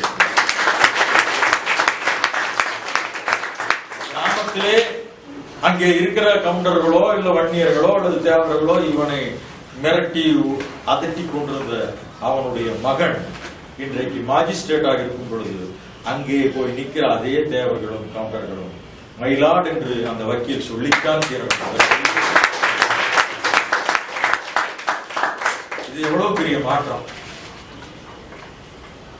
தமிழகத்தில் இன்றைக்கு ஒவ்வொரு ஆண்டும் 88 மருத்துவர்கள் வெளியே வந்து கொண்டிருக்கிறார்கள். இன்னைக்கு உதவி பேராசிரியர்கள் நிலையில் தமிழ்நாட்டிலே இருக்கிற அனைத்து 22 பல்கலைக்கழகங்கள் இருக்கின்றன. ஏறத்தாழ இன்றைக்கு வரைக்கும் 100 பேருக்கு மேல உதவி பேராசிரியர்களா இருக்கிறார்கள். சும்மா உதவி பேராசிரியர் சாதாரணமாக நினைத்து விட முடியாது. இன்றைக்கு ஏறத்தாழ 1 லட்சம் ரூபாய்க்கு நிகராக அவர்கள் சம்பளம் பெற்றுக் கொண்டிருக்கிறார்கள். அது எவ்வளவு பெரிய விஷயம் யோசனை செய்து பாருங்க. உதவி பேராசிரியர்கள் போஸ்ட் வந்து யூனிவர்சிட்டி கிராண்ட் கமிஷனுடைய ஊதியம். இன்னைக்கு 100 பேர் அறிஞர்கள் அங்கே இருக்கிறார்கள். பொறியாளர்களாக ஆயிரக்கணக்கில் இன்னைக்கு வந்து கொண்டிருக்கிறார்கள். இது எப்படி சாத்தியமானது? இவ்வளவு நாள் ஏன் இல்ல? அப்ப இவ்வளவு நாள் இந்த பங்கை யார் அனுபவித்துக் கொண்டிருந்தார்கள்? இந்த கேள்வி, இது கேள்வி தானே. ஆக இதற்கு எதிராக வழக்குகளுக்கு மேல் வழக்குகள் போட்டுக் கொண்டே இருக்கிறார்கள். ஒன்று கவலைப்பட போறதில்ல. பெரியார் பயிற்சியில அந்த களத்துல இருந்து வெளியே வந்தவங்க பயந்துருவோம். அதெல்லாம் எவ்வளவு வழக்கு வேணாலும் போடுங்க, அதுக்கு ஒரு காலகட்டம் வரும், பார்த்துருவோம். இன்னைக்கு அந்த உச்ச நீதிமன்றத்தில் இருக்கு. இதே போல பஞ்சாப் ஹரியானா அந்த அரசாங்கத்திலும் அங்கே இருக்கிற அருந்ததியர்கள் இங்கே இருக்கிற அதே மக்களை போல வாழ்கிறவர்கள். அவ்வளவுதான். அதுதான் பேர் அருந்ததியர் சொல்றாங்க. வேறு பேர் 12.5% அங்க கொடுத்துருக்காங்க. இங்க ஆந்திராவில் கேட்டகரைசேஷன் வகைப்படுத்துதல் என்கிற பேர்ல ஒரு சட்டம் கொண்டு வந்து இவரு சந்திரசேகர இவரு கொண்டு வந்தாரு. மருமகன் என்.டி. ராமராவுடைய மருமகன் சந்திரபாபு நாயுடு அவர் கொண்டு வந்து அதுல வந்து 7% பாதிகாங்கிற அந்த பேருக்கு கொடுத்தாங்க. 4 ஆண்டுகள் நீடிச்சது. 4 ஆண்டுகளுக்கு பிறகு உச்ச நீதிமன்றம் சென்று அது செல்லாது, இந்த அதிகாரம் மாநில அரசுக்கு கிடையாது என்று சொல்லி தடுத்து நிறுத்தி விட்டார்கள். இங்க நடைமுறையில் இல்லை. ஆந்திராவில், கர்நாடகாவில் சதாசிவ கமிஷன் என்ற ஒரு கமிஷன் நியமித்தார்கள். அதுல இதெல்லாம் ஆராய்ச்சி பண்ணணும்னு சொன்னாங்க. கடைசி எல்லாம் முடிச்சு 2% தர்றேன்னு சொல்லி இன்னும் அது நடைமுறைப்படுத்தவே இல்லை. கேரளால இப்படிப்பட்ட ஒரு தாட், ஒரு திங்கிங்கே அங்க இல்ல. இந்த இடஒதுக்கீடெல்லாம் வேணுங்கிற திங்கிங்கே கேரளாவில் இல்ல. ஆந்திராவில் அந்த நிலைமை. கர்நாடகாவில் இந்த தமிழ்நாட்டில் மட்டும் சமூக நீதியினுடைய களமாக, தந்தை பெரியாரனுடைய களமாக இருக்கிற நமக்கு கிடைத்திருக்கிறது என்பதை நிச்சயமாக எந்த நன்றியுள்ள அருந்ததியிலும் மறக்க முடியாது. அப்படி இந்த உள்ளிடஒதுக்கீடு வருவதற்கு அடிப்படையிலே சட்ட நுணுக்கங்களை சொல்லி கொடுத்தவர் ஆசிரியர் தமிழ்நாட்டில். அவருடைய ஒப்பீனியன் கேட்காம கலைஞர் எதையுமே செய்ய மாட்டார். ஆசிரியருடைய ஒப்பீனியனை கேட்காம இந்த மாதிரி பிரச்சனைகள்ல கலைஞர் எதுவுமே செய்ய மாட்டார். ஆக அவருடைய ஒப்பீனியன் அடிப்படையில இது நடந்தது. இன்றைக்கு என்ன ஆச்சுன்னா, அப்போ இதே ஜெயலலிதா அம்மையார் பேசினார்கள், கலைஞர் கொடுத்த உள்ளிடஒதுக்கீடு செல்லாது, கலைஞருக்கு உள்ளிடஒதுக்கீடு கொடுப்பதற்கு மாநில அரசாங்கத்துக்கு அதிகாரம் கிடையாது, இது மத்திய அரசு தான் வழங்க வேண்டும், மத்திய அரசுக்கு தான் அந்த அதிகாரம் இருக்கு, நான் ஆட்சிக்கு வந்தா 7% தருவேன், மத்திய அரசு கிட்ட போய் கேட்டு வாங்கி உங்களுக்கு தருவேன்னு சொன்னாங்க. வந்து 3 வருஷம் ஆச்சு, அதை பத்தி பேசவே இல்லை. அதை விட கொடுமை என்னவென்று சொன்னார், அந்த அனைத்து கட்சி கூட்டத்துல அதிமுக சார்பிலையும் 2 பேர் வந்தாங்க, ஜெயக்குமாரும் அப்புறம் இன்னொருத்தர் 2 பேர் வந்தாங்க. அவங்க என்ன சொல்லிட்டாங்கன்னா, அது ஒரு ஏற்கனவே நிர்ணயிக்கப்பட்ட என்ன அஜெண்டான்னு தெரிஞ்சு கலைஞரால் கூட்டப்பட்ட ஒரு கூட்டம். அங்க வந்து உட்கார்ந்துட்டு அவங்க அதிமுகவுடைய பிரதிநிதிகள் சொன்னாங்க, இது நாங்க அம்மாவை கேட்டு வந்துதான் சொல்ல முடியும். கலைஞர் சிரிச்சிட்டார். கலைஞர் அங்கேயே சிரிச்சிட்டார். என்ன கூட்டம் எதுக்காக நடக்குதுன்னு உங்களுக்கு தெரியும். இதை பற்றி தீர்மானித்து விட்டு வராமல் இங்கே வந்து மீண்டும் அம்மாவை கேட்டுட்டு வர்றன்னு போனவங்க தான், அன்னைக்கு போனவங்க தான் இன்னைக்கு வரைக்கும் உள்ளிட ஒதுக்கீட்டை பற்றி அவர்களுடைய கருத்தை சொல்லவே. நான் கூட கேள்வி எழுப்பிட்டிருக்கேன், இருக்கிற அதிமுக அரசு உள்ளிட ஒதுக்கீட்டுக்கு ஆதரவா இல்லையா? கருத்தை எவன கருத்து எல்லாம் அடிமையா போய் சாஞ்சி கிடக்குறான். எவனுக்கு கருத்தே கிடையாது. ஆக இந்த உள்ளிட ஒதுக்கீடு என்னை பொறுத்தவரை நான் எப்படி கருதுகிறேன் என்று சொன்னால், இன்னைக்கு 60 பேர் உள்ளிட ஒதுக்கீடு கேட்கிறான். இன்னொருத்தர் வந்து கேட்கிறாங்க, நீங்க இப்ப வாங்கிட்டீங்க, சப்காஸ்ட் எல்லாம் பேசவே கூடாது. எதுக்கு இங்க சப்காஸ்ட் எல்லாம் பேசுறீங்க? அது ஜாதியை வந்து இதாகிறது, அதெல்லாம் ஒண்ணும் கிடையாது. பாதிக்கப்பட்டிருக்கிறோம், பேசுகிறோம். நாளைக்கு இதே அருந்ததியர் சமுதாயத்தில் இன்னொரு பிரிவு வந்து நாங்க மழமொழிகிட்டு இருக்கிறோம், எங்களுக்கு மட்டும்தான் இந்த இடஒதுக்கீடு வேணும், உங்களுக்கு எல்லாம் கிடையாதுன்னு சொன்னா, அதற்காக குரல் கொடுப்பதில் முதல்ல நிற்பது அதிகமான அவருக்காக போகணும். இன்னைக்கு தமிழ்நாட்டுல இந்த மோடி அம்மா அவங்க பேசினாங்க, மாதிரி குப்பை எடுக்கிறவங்க உண்மையிலேயே இதை விட சுரண்டல் வடிவா எங்கேயுமே இருக்க முடியாது. ஒரு மாநகராட்சி, அதுல ஒரு 3000 பேர் வேலை செய்கிறாங்கன்னா 2000 பேருக்கு மேல ஒப்பந்த ஊழியர் டெய்லி 300 ரூபாய் 300 ரூபாய் சம்பளம். 300 ரூபாய் சம்பளத்துக்கு வீடு பூரா ஊர் பூரா கூட்டி குப்பை எடுத்து, இதாவது ஊராட்சிகள்ல 375 ரூபாய் சம்பளம். இந்த மாதிரி அதுலயும் ஒரு சப்கான்ட்ராக்ட் விட்டு அந்த சப்கான்ட்ராக்டக்காரன் வந்து சம்பளம் கொடுக்காது. என்ன இது? ஆக ஒரு அமைப்பு ரீதியாக ஒன்று தரலாமல் இவர்களால் ஒன்றும் செய்ய முடியாதுன்னு நாமளும் சொல்லிக்கிட்டே இருக்கிறோம். 2வது, இந்த தொழிலுக்கே போகாதீர்கள் என்று தடை உத்தரவு மாதிரி நாங்கள் பீகார்ல இருந்து வரவன் போய் அன்னபூர்ணால டேபிள் துடைக்கிறான், செங்கல் சூளையில போய் வேலை செய்கிறான், அங்க போய் கட்டுமான தொழில்களிலே வேலை செய்கிறான். நீ இங்க இருக்கிறவன் நீ ஏன் இந்த வேலைக்கு போற? அது வந்து ஒரு நவீன கருவி வந்து செஞ்சுட்டு போட்டு, எந்த மனிதன் நான் செய்ய மாட்டேன்னு சொல்லிட்டு இன்னொருத்தனை செய்ய சொல்லல. யாருமே அதை செய்யக்கூடாது. எந்த மனிதனாக இருக்கிறவன் யாருமே இந்த மலத்தை எழுகிற தொழிலை செய்யக்கூடாது. நவீன கருவிகள் வந்து செய்யட்டும். மோடி வந்து போஸ் கொடுக்கிறாரு, சுத்தமான இந்தியா. எப்படி சுத்தமான இந்தியா இருக்குமா? எங்க பஸ் ஸ்டாண்டுக்கு வந்து கிளீன் பண்ண மோடியும் கமலஹாசனும் எங்க பஸ் ஸ்டாண்ட் சுத்தமான இந்தியாவை நீ கிளீன் பண்ணணும்னா ஒவ்வொரு பஸ் ஸ்டாண்ட்ல இருக்கிற கழிப்பிடத்தை வந்து கிளீன் பண்ணிட்டு கமலஹாசனும் மோடியும் அல்லது அவரை சேர்ந்தவர்களும் என்ன ரோட்ல நீங்களே குப்பை போட்டு நீங்களே அள்ளி போறதுக்கு அதுக்கு ஒரு போஸ் என்னங்க கேவலமா இருக்கு. பண்ண மாட்டான் இல்லைங்க. இது மட்டும் பயங்கரமான மக்களுடைய சிந்தனை, இவர்களுடைய போக்கும். இவர்கள் வெறும் அறிக்கை விட்டு கொண்டு இத்தனை காலம் கடத்து கொண்டிருக்கிறாங்க. இன்னும் சொல்ல போன இந்த மோடி அரசு மிக திறமையாக இன்னைக்கு என்ன திறமையான எதை சொல்றேன்னா, நஞ்சு எப்படி பாய்ச்சுவது என்பதை மிக தெளிவாக செய்து கொண்டிருக்கிறார்கள். உதாரணத்துக்கு இன்னைக்கு அமைச்சரவை விரிவாக்க அது சொல்றாங்க. எல்லா ஐஐடியில படிச்சவனும் பெரிய பெரிய கோடீஸ்வரர், அதுல 56 பேர் கோடிகளுக்கு மேல அதிபதிகளாக இருக்கிறார். ஐஐடி அது இது எல்லாம் ஆங்கில கல்வியில மூழ்கினவர்கள் தான். யாரும் ஆங்கிலம் தெரியாத ஒரு ஆள் கூட கிடையாது. படிப்பறிவே இல்லாத அந்த ராணின்னு ஒருத்தர் மகாராஷ்டிரா எடுத்தா அந்த அம்மா பேசுது ஆங்கிலம் அவ்வளவு சிறப்பா பேசுறேன். நான் ஒரு யூடியூப்ல அந்த அம்மாவுடைய ஆங்கில பேச்சை கேட்டேன். அவ்வளவு அருமையாக பேசுறாரு. கிடையாது, ஆங்கிலம் தான் எல்லாமே.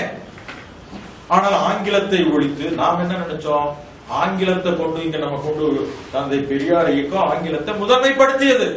ஐயோ ஆங்கிலத்தை முதன்மைப்படுத்துறாங்களே, எல்லாரும் அலறாங்க. நாங்களும் ஒரு காலத்துல அலறோம். இந்த தூய்மை தனித்தமிழ் இயக்கம் தொடங்கும் போது நானே அலறேன், ஐயோ.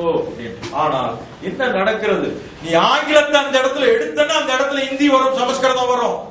ஆங்கிலம் தான் அங்கே பாதுகாப்பாக இருக்கிறது. ஆங்கிலம் இல்லாட்டி அந்த இடத்துக்கு எப்பவோ இந்தியோ சமஸ்கிருதம் வந்து இருக்கும். ஆங்கிலம் தான் பாதுகாப்பாக இருந்து கொண்டிருக்கிறது. ஆக இவர்கள் இப்ப திட்டமிட்டு RSS ஐடிஐயே நம்ம மக்களுக்கு போகல, ஐஐஎம் ஐஐஎம் போக போறோம் அப்படின்னா என்னன்னு நம்மளே கேட்பாங்க. அதான் நிலைமை. ஆனால் அங்க இருக்கிற ஆம் ஆத்மி கட்சியினுடைய கெஜ்ரிவால் இருந்து அத்தனை பேரும் ஐஐடி கோரக்பூர் படிச்சுட்டு எல்லாம் பெரிய பெரிய உயர் ஜாதி வகுப்பை சேர்ந்தவர்கள் அங்கே டெல்லியிலே உட்கார்ந்து கொண்டு எல்லா கொடுமைகளையும் செய்து கொண்டிருக்கிறார்கள். இப்ப நிலைமை என்னவென்று சொன்னால், RSS காரர்கள் உள்ளே நுழைந்து ஒட்டுமொத்த இதை படிப்படியாக அதை அப்படியே அடித்தளத்திலிருந்து நம்ம கொண்டு வருவாங்க. எப்படியாவது ஒரு குறிப்பிட்ட பாயிண்ட் வந்த உடனே அது 142 இது ரீச் ஆயிடுச்சு அணைக்கட்டுல டக்குன்னு அங்க இது போடணுங்கிற நிலைமை. அந்த மாதிரி அவன் டைம் பார்த்துக்கிட்டே இருக்கான். அப்ப அந்த சிக்கல் வரும்பொழுது நம்ம பெரிய அளவிலே பாதிக்கப்பட போறோம், ஒன்றும் சந்தேகமே கிடையாது.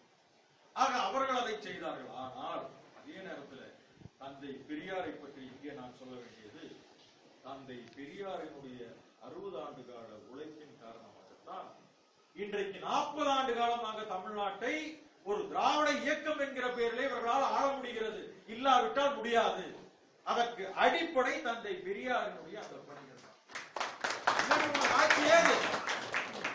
ஆனால் இன்றைக்கு அதிமுகவை திராவிட இயக்கம் என்று சொல்ல முடியுமா? திமுகவையே சொல்ல முடியாது. என்ன நிலைமை இருந்து கொண்டிருக்கிறது? திமுக முதல் அமைச்சது இந்த அமைச்சரவையே தந்தை பெரியாருக்கு காணிக்கை என்று சொன்னார்கள். தந்தை பெரியார் தான் எங்களுக்கு தலைவர் என்று சொன்னார்கள். சரி, ஓகே. ஆனால் என்ன செய்திருக்க வேண்டும்? இன்னைக்கு மோடி RSS காரனை கொண்டு வருவதிலே என்ன முனைப்பு காட்டினாரோ அதே முனைப்பை தொடர்ந்து இவர் 5 முறை ஆட்சியில் இருந்த போதும் அதே முனைப்பை பெரியாரிஸ்டுகளை இங்கே கொண்டு வந்து அங்கங்க செட் பண்றதுல இவர் காட்டியிருக்கோமா வேண்டாம்? அப்பதான் இங்க அடித்தளம் அமைஞ்சிருக்கோம். இங்க ஒரு முதல் ஆட்சியில மட்டும் கொஞ்சம் அப்படி காமிச்சு, அடுத்தடுத்த ஆட்சிகள் சுத்தமா போச்சு.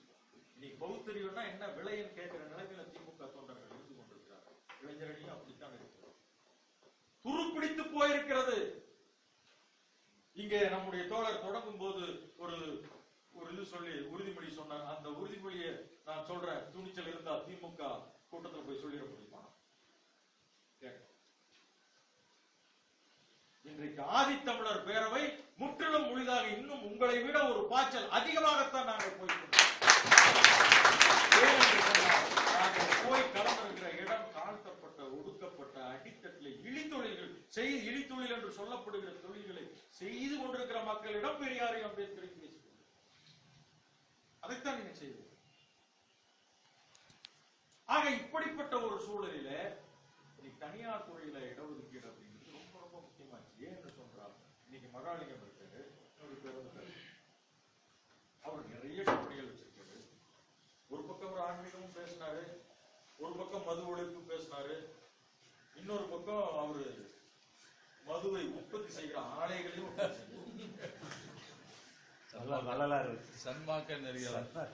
ரெண்டுமே நடந்தது.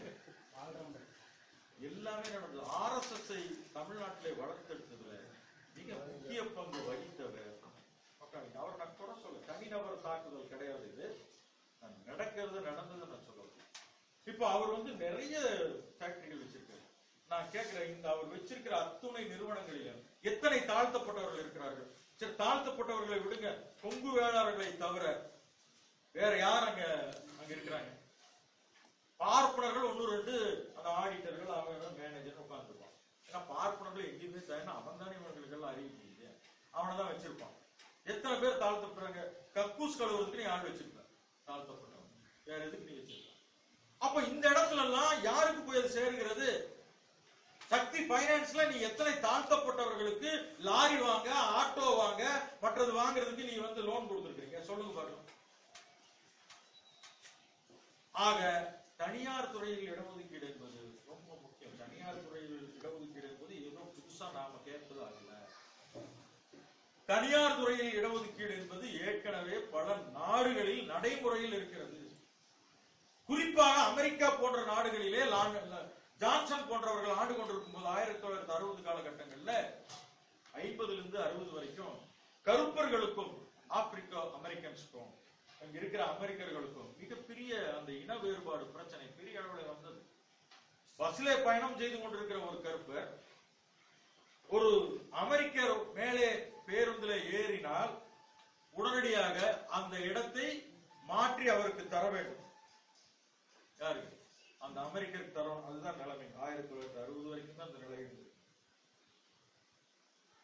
ஆக அப்படிப்பட்ட நிலைகளிலே இதற்கு ஒரு முடிவு கட்ட வேண்டும் என்று சொல்லும் பொழுது சில ஏஜென்சிகள் சில முடிவுகளை கெர்னர் இவங்களை எப்படியா முன்னேற்றத்துக்கு என்ன வழி என்று கெர்னர் ஆணையம் என்ற ஒரு ஆணையத்தை ஜான்சன் அவர்கள் அன்றைக்கு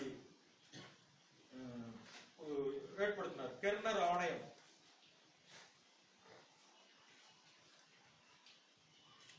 கெர்னர் ஆணையம் அப்படிங்கிற ஒரு ஆணையத்தை லிண்டன் ஜான்சன் அவர்கள் ஏற்படுத்தி இந்த கருப்பர்களுடைய பிரச்சனை அல்லது அங்கே இருக்க இஸ்பானியர்களுடைய பிரச்சனை அல்லது அங்கே இருக்கிற ரெட் இண்டியன்ஸ்களுடைய பிரச்சனை, ஏறத்தாழ இங்க இருக்கிற பிரச்சனை அவங்க நிறத்தால வேறுபாடு அப்படிங்கிறதுல வேற பழக்கம் பல்வேறு கல்ச்சர் ரீதியாவே மாறுபட்டவங்க. அப்போ எப்படி தீர்ப்பது? இதுக்கு ஒரு தீர்வு சொல்லணும்னு சொல்லும்போது அந்த ஆணையம் ஒரு பரிந்துரை வழங்குகிறது. அந்த பரிந்துரை என்ன சொல்கிறது சொன்னா, இப்படியே விட்டால் இப்பொழுது இருக்கிற இந்த போக்கிலே அமெரிக்கா விட்டால் அமெரிக்கா பலவாறாக சிதைந்து போய்விடும். யூனிட் 1 என்கிற நிலை வராது. ஒரு நாடு என்கிற ஒரு நிலை நிச்சயமாக வர்றது வாய்ப்பில்லை. அதனால இதற்கு இவர்களுக்கெல்லாம் இவர்களை கை தூக்கி மேலே விட சில முடிவுகளை எடுக்க வேண்டும் என்று அவர்கள் அன்றைக்கு முடிவு செய்தார்கள். அந்த முடிவு செய்தபடி சில பிரச்சனை இதை நடைமுறைப்படுத்தாங்க. என்னமோ இன்னும் நம்ம இடஒதுக்கீடு சொல்றோம், அது நீர்த்து போன ஒன்னா போச்சு. இன்னைக்கு அரசாங்க துறைகளும் இல்லாத போக்கா போயிட்டு. ஆனா அமெரிக்கால அனைத்துமே தனியார் துறைகள். பிபிசி எடுத்தாலும், CNN எடுத்தாலும், மைக்ரோசாப்ட் எடுத்தாலும் அல்லது கொக்கோ கோலா எடுத்தாலும், வேற எது எடுத்தாலும் அங்கே வந்து தனியார் துறைகள் தான். ரயில் இருந்து அத்தனையும், விமானத்திலிருந்து அத்தனை, போயிங்ல இருந்து அத்தனையுமே தனியார் துறை. அப்ப அவங்க என்ன முடிவு பண்றாங்கன்னா, இதுல எல்லாமே கட்டாயம் இத்தனை சதவீதம் ஆப்பிரிக்கோ அமெரிக்கன்ஸை நியமிக்க வேண்டும் என்று உத்தரவு போடுகிறார். அந்த உத்தரவை கராராக நடைமுறைப்படுத்துகிறார். அங்கே இருக்கிற கருப்பர்களுடைய சதவீதம் 12% மட்டும்தான். ஆனால் இவர்கள் அந்த நடைமுறைப்படுத்துவதற்கு பார்த்தா, இப்போ மைக்ரோசாப்ட்ல ஒரு மேனேஜர் போஸ்ட் வேணும், அதுக்கு ஒரு கருப்பரை நியமிக்கிறாங்க. அவருக்கு பயிற்சி இல்லை. என்ன பண்றதுன்னா, அந்த மைக்ரோசாப்டே ஒரு பயிற்சி நிலையத்தை உருவாக்கி பயிற்சி கொடுத்து செலவு செய்து அவனை உருவாக்கி மீண்டும் அந்த போஸ்ட்ல போடும். பாருங்க எப்படி பண்றாங்க, உருவாக்கி அப்படி போடுறாங்க. அப்படி அத்தனை பேரும் உருவாக்கி அல்ல தனியார் துறையில நீ கட்டாயம் இந்த இத்தனை பேர் எடுத்தால்தான் உனக்கு லைசன்ஸ் என்கிற முறையை கொண்டு வந்து நடைமுறைப்படுத்தி விட்டார்கள். அதை விட ரொம்ப முக்கியமானது அவங்க பண்ணது வந்து 2 விஷயங்கள். இப்ப நம்ம வந்து என்ன சொல்றோம்னா ரிசர்வேஷன் சொல்றோம், அது அவங்க வந்து வேற மாதிரி சொல்றாங்க. டைவர்சிட்டி, பன்மைத்துவம் அப்படின்னா, டைவர்சிட்டி என்ன அர்த்தம்னா, ஒரு நாட்டினுடைய உழைப்பில் அந்த நாட்டில் இருக்கிற அனைத்து தரப்பு மக்களும் பங்கு பெற வேண்டும். அந்த ஒவ்வொரு தரப்பு பகுதி மக்களும் இந்த நாட்டினுடைய வளர்ச்சியில என் பங்கு இருக்குன்னு அவன் நினைக்க வேண்டும். என்னுடைய பங்கும் இந்த நாட்டினுடைய வளர்ச்சியில இருக்கிறது என்று அவன் நினைக்க வேண்டும். ஆக அந்த நினைப்பு அவனுக்கு வர்ற வரைக்கும் அது செய்யும். அதனாலதான் என்ன சொல்றான், பன்மைத்துவம், டைவர்சிட்டி, ரெப்ரசன்டேஷன், பிரதிநிதித்துவம். இங்க இருக்க ரிசர்வேஷன்ங்கிற வார்த்தையெல்லாம் ஓல்டு ஃபேஷன். அதை விட இன்னொன்னு அஃபர்மேட்டிவ் ஆக்ஷன், ரொம்ப முக்கியமான வார்த்தை. இந்த வார்த்தை உலக அளவில் இந்த வார்த்தை தான் நிலவு. அஃபர்மேட்டிவ் ஆக்ஷன் என்ன? உறுதியாக்கல் நடவடிக்கைன்னு பேரு. உறுதியாக்கல் நடவடிக்கைன்னு என்னன்னா, ஒடுக்கப்பட்டவர்களும் பிற்படுத்தப்பட்டவர்களும் இந்த நாட்டில் ஒதுக்க எல்லாருமே பொது பங்கிலே இருக்கிறார்கள் என்பதை உறுதிப்படுத்த வேண்டும். அப்புறமேட்டு பொது தளத்திலே இருக்கிறார்கள் என்பதை உறுதிப்படுத்துதல், அஃபர்மேட்டிவ் ஆக்ஷன். பொது தளத்திலே இருக்கிறார்கள் என்பதை உறுதிப்படுத்த வேண்டும். சரி, அதுக்கு என்ன பண்றது? அந்த உறுதிப்படுத்துக்கு என்னென்ன வழி? ரொம்ப சிறப்பா அவங்க என்ன செய்யறாங்கன்னா, காம்பன்சேட்டரி டிஸ்கிரிமினேஷன் அப்படின்னா என்ன? இவ்வளவு நாள் உன்னை மலம் வள வச்சதுக்கு உனக்கு நான் இதெல்லாம் கொடுத்து, இன்னென்ன வாய்ப்புகளை கொடுத்து, இன்ன வேலை கொடுத்து, இவ்வளவு பணம் கொடுத்து, உனக்கு வீடு கட்டி கொடுத்து, உன் குழந்தைகளுக்கெல்லாம் இலவச கல்வி வாழ்நாள் முழுவதும் கொடுத்து நான் அதை ஈடு செய்யறேன். என்னங்க, ஒரு காலத்தில் இன்றைக்கு மரமள்ளுகிற அந்த தொழிலாளர்களுடைய வாரிசுகளுக்கு இங்க இருக்கிற அத்தனை பேரும் பதில் சொல்லியே ஆக வேண்டும். யாராக வேடிக்கை பார்த்துக் கொண்டிருப்பதாக நினைத்துக் கொண்டிருக்கிறீர்கள். இல்லை, அந்த விஷயத்துக்கு நீங்களும் உடந்தையாக இருந்து கொண்டிருக்கிறீர்கள். அந்த ஒரு இழிவுபடுத்துகிற ஒரு விஷயத்துக்கு நீங்களும் நானும் உடந்தையாகி கொண்டிருக்கிறோம். வேடிக்கை பார்த்து அப்படியே போறதா விஷயம் கேட்க, அதுவா நீதி, சமூக நீதி? நீங்களும் நானும் அதுல பங்கு. இந்த அரசாங்கத்தை எப்படி விட்டு வைக்கலாம்? ஏன் நவீன கருவிகள் கொண்டு வரக்கூடாது என்று இந்த அரசாங்கத்தை நாம் போராடக்கூடாதா? கேட்கக்கூடாதா? இத்தனை அரசியல் கட்சிகள் இருக்கிறது.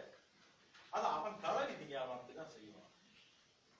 அவன் சொன்னாலும் கேட்க மாட்டேங்கிறான். அவன் அந்த வேலை தான் செய்வான். திருடன் திருடிட்டு தான் இருப்பான். அவனை இழுத்துட்டு வந்து உட்கார வைக்க வேண்டியது நம்ம வேலை இல்ல. விட்டுறோமா? காப்பகங்களுக்கு அனுப்புறது இல்லையா? ஆக ஒரு இழிதொழிலை ஒருவன் செய்து கொண்டிருக்கிறான் என்பதை வேடிக்கை பார்ப்பது, வேடிக்கை பார்ப்பதும் குற்றமே. அதனாலதான் அவன் என்ன சொல்றான், ஈடு செய்யும் நோக்கில் அவனை வேறுபடுத்தி அவனுக்கு ஈடு செய்யுங்கிறாங்க. அமெரிக்கால, இந்தியாவில் எதுக்கு எடுத்தாலும் அமெரிக்கா அமெரிக்கன் வாய்க்கிலேயே பேசுகிற பார்ப்பனர்கள் இந்த நாட்டிலே இருக்கிறார்கள். இந்த விஷயத்தை நீ கையில் எடுக்கல. அதுக்கு அடுத்து சொல்றான் சப்ளையர் டைவர்சிட்டி, இடுபொருள் அளிப்பவர்களில் பன்மைத்துவம். அப்படின்னா என்ன? இந்த ரோட்டுக்கு மண்ணு வருது, கல்லு வருது, சிமெண்ட் வருது, ரோடு போடுறது, இதெல்லாம் யார்கிட்ட இருந்து வாங்குறாங்க? நீ குறிப்பிட்ட ஒரே ஆளுகிட்ட வாங்குறியா? ஒரே ஜாதிக்காரங்கிட்ட வாங்குறியா? அதுலயும் 10 தாழ்த்தப்பட்டவர்களை விடு. ஐயோ, அதெல்லாம் அவனுக்கு வாங்குறது பணம் இல்லை. பணம் நீ கொடு, அரசாங்கம் கொடு.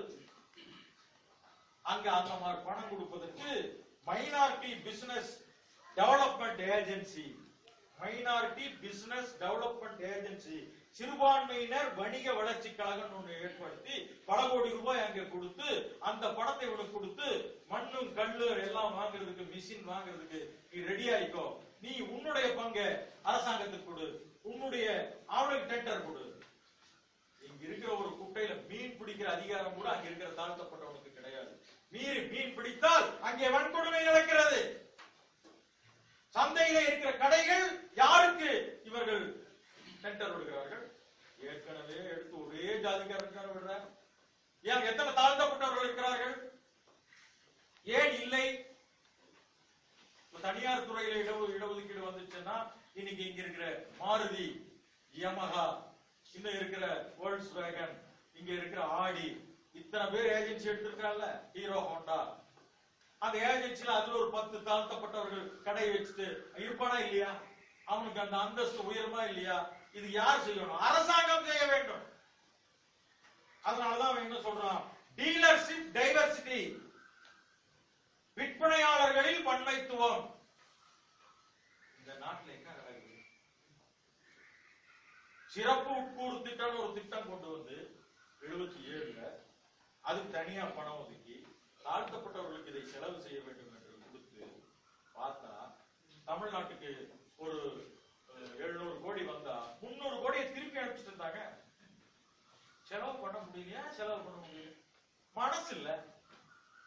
தாழ்த்தப்பட்டவனுக்கு கொடுத்தா அவன் பெரிய ஆளாவான், எனக்கு நேரா வந்து உட்கார்ந்துக்குவான், நேரா வந்து உட்கார்ந்து மட்டும் இல்ல கால் மேல ஆள் போட்டுக்குவான், எம்மரியாதை என்ன ஆகுது? இந்த மனநிலை இருக்கிறதா இல்லையா? ஆதிக்க சாதி சிந்தனைகள் இவனை உயர்த்தினா இவன் நேருக்கு எனக்கு பக்கத்துல வந்து உட்கார்ந்துருவானுங்க. இவனெல்லாம் என் பக்கத்துல வந்து உட்காரலாம். அப்படி பக்கத்திலே உட்கார்ந்த காரணத்தினால்தான் செகிடந்தாடி முருகேசனை கல்லால் அடித்துக் கொண்டார்கள். நாளைக்கு அவனுக்கு நினைவுதல். பேருந்துல ஒரு கவுண்டருக்கு பக்கத்துல உட்கார்ந்த காரணத்தினால நீ எல்லாம் என் பக்கத்துல உட்கார்ந்துட்டியான்னு சொல்லிதான் அதுல ஒரு பிரச்சனையாகி வழக்காகி அந்த வழக்கு கொடுத்து அந்த வழக்கை வாபஸ் வாங்க சொல்லி பிரச்சனையாகி வாபஸ் வாங்க மாட்டேன்னு சொன்ன பிறகுதான் கல்லால் அடித்துக் கொண்டார்கள் செகிடந்தாடி முருகேசன். இதுதான் இங்க நடந்துட்டு இருக்கு. ஆக இதற்கெல்லாம் ஒரு முடிவு வேண்டும் என்று சொன்னால் அந்த முடிவு எப்படி கிடைக்கும்? ஆக சாதிவாரி கணக்கெடுக்க வேண்டும், தனியார் துறையில் இடஒதுக்கீடு வேண்டும், தனியார் துறையில் இடஒதுக்கீடு வேண்டும். இது இந்த நிலை ஏதோ தாழ்த்தப்பட்டவர்களுக்கு மட்டும் நான் சொல்ல வரேன். இங்க இருக்கிற முஸ்லிம்களுடைய நிலைமை என்ன சொல்லுங்க பாட்டோம். எத்தனை பேர் எத்தனை பெரிய 100 கோடி ரூபாய்க்கு மேல ஒரு நிறுவனம் வச்சிருக்கிற ஒரு முஸ்லீம் இங்க காட்டுங்க பாட்டோம். எங்க இருக்கா? முஸ்லீம்களும் தாழ்த்தப்பட்டவர்களும் சிறுபான்மையிலும் ஒரே லெவல்ல தான் வச்சுக்கிறார். பெண்களும் ஒரே லெவல் தான். 3 பேர் ஒரே லெவல் தான். இங்க இருக்கிற இந்த இந்துத்துவாவை ஏற்றுக்கொண்ட இந்த இந்துத்துவாவை தங்களுக்குள் வளர்த்து கொண்டிருக்கிற இந்த ஆதிக்க சாதி மக்களுக்கு ஒன்னே ஒண்ணுதானே. ஆக இந்துத்துவா எந்த அளவு வளர்ந்து நிற்கிறது என்று சொன்னால் நேற்றைக்கு நடந்த குரு பூஜை என்று சொல்லக்கூடிய அந்த ராமலிங்கத்தினுடைய அந்த நிகழ்ச்சியில நீங்க பாத்தீங்கன்னு சொன்னா பாப்பா தோத்தாங்க. என்னென்ன வேள்வி எங்க நடக்குது பாருங்க. என்ன வேள்வி, என்ன இது. பாப்பா இருந்தா கூட அதெல்லாம் செய்ய மாட்டாங்க. ஒரு திராவிட இயக்கத்திலிருந்து வந்த ஒரு கடைசியான ஒரு பரிணாம வளர்ச்சியில இப்படி இருக்குதுன்னு சொன்னா என்ன நிலைமை இருக்கு? இதுதான் திராவிட இயக்கத்தினுடைய பரிணாம வளர்ச்சியா? அப்ப இதையெல்லாம் யார் எதிர்த்து கேட்பது? பேச வாயை திறக்க மாட்டேன் என்கிறார்கள் பல பேர். தந்தை பெரியார் மட்டும்தான் அன்னைக்கு வாய் திறக்க. ராமலிங்க தேவரை கைது செய்யும் போது கைது செய்தது சரி என்று சொன்ன ஒரே தலைவர் தந்தை பெரியார். யாருமே சொல்லுங்க அவருக்கு எதிராக வாய் திறக்க முடியுமான்றது. காமராஜரை எப்படியெல்லாம் இழிவுபடுத்தினார் முத்துராமலிங்கம். இவனுக்கெல்லாம் இங்கிலீஷ் தெரியுமா? இங்கிலீஷ்ல 4 வார்த்தை பேச தெரியுமா? இவங்க அம்மா கீரை வித்துட்டு இருந்தவோ, கீரை வித்துட்டு இருந்தவங்க மகன் எல்லாம் முதலமைச்சரானா என்ன ஆகும்? பொதுக்கூட்டத்தில் பேசின விஷயங்கள் அப்படியே பதிவு செய்து புத்தகமாக வந்திருக்கிறது. இன்னைக்கு உலகத்தில் பெரிய ஆளா இன்னைக்கு கொண்டாடப்படுகிறார். அப்ப எங்க வளர்ச்சி? சமூக நீதியில எல்லாம் வாங்கிட்டு, இடஒதுக்கீட்டுல எல்லாமே வாங்கிட்டு, அந்த வளர்ச்சி போக்குல கடைசியில போய் இப்படி முடிந்தால் அருந்ததியர்கள் உட்பட சேர்த்து சொல்கிறேன். அருந்ததியர்கள படித்து நிறைய பேர் வேலை வாங்க. உடனே ஒருத்தர் என்ன கேட்கிறாரு, ஏங்க அவர் உங்கால் தானுங்க, நீங்க அப்படி நீங்க சொல்லாதீங்க, அவன் எங்கால் இல்லைன்ற. படித்து ஒரு IAS ஆகிறான், ஒரு LIC ஆபீசர் ஆகிறான், ஒரு ரயில்வே ஆகிறான், பாப்பாட விட மோசமா இருக்காங்க. அது அருந்ததியரா இருந்தாலும் எந்த ஜாதியானாலும் அதுதான் நிலைமை. காலையில போய் நன்கொடை கேட்கறதுக்கு ஒருத்தர் வீட்டுல LIC அதிகாரி ஒருத்தர் வீட்டுல முன்னாடினா அங்க காயத்ரி ஜபம் காலையில 6 மணிக்கு கேக்குது. பாப்பா வீட்டுல கூட கேட்காது, சக்கிலியம் வீட்டுல கேக்குது. எப்படி கேட்கலாம்?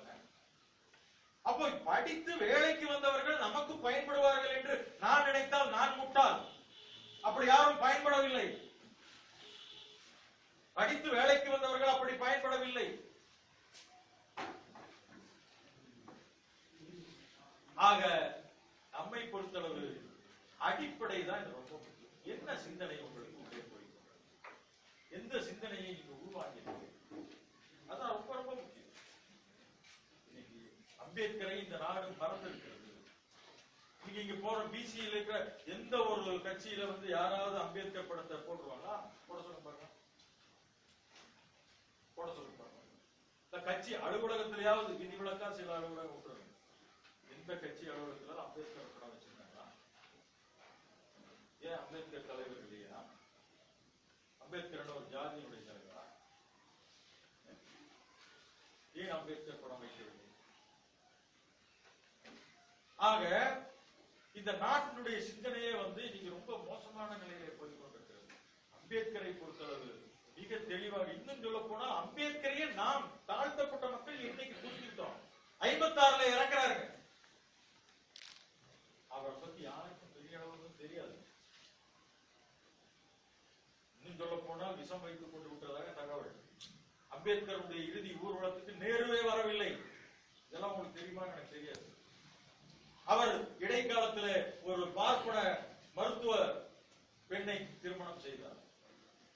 அம்பேத்கர் இறக்கும் போது பக்கத்துல அந்த அம்மையார் இல்லைங்க.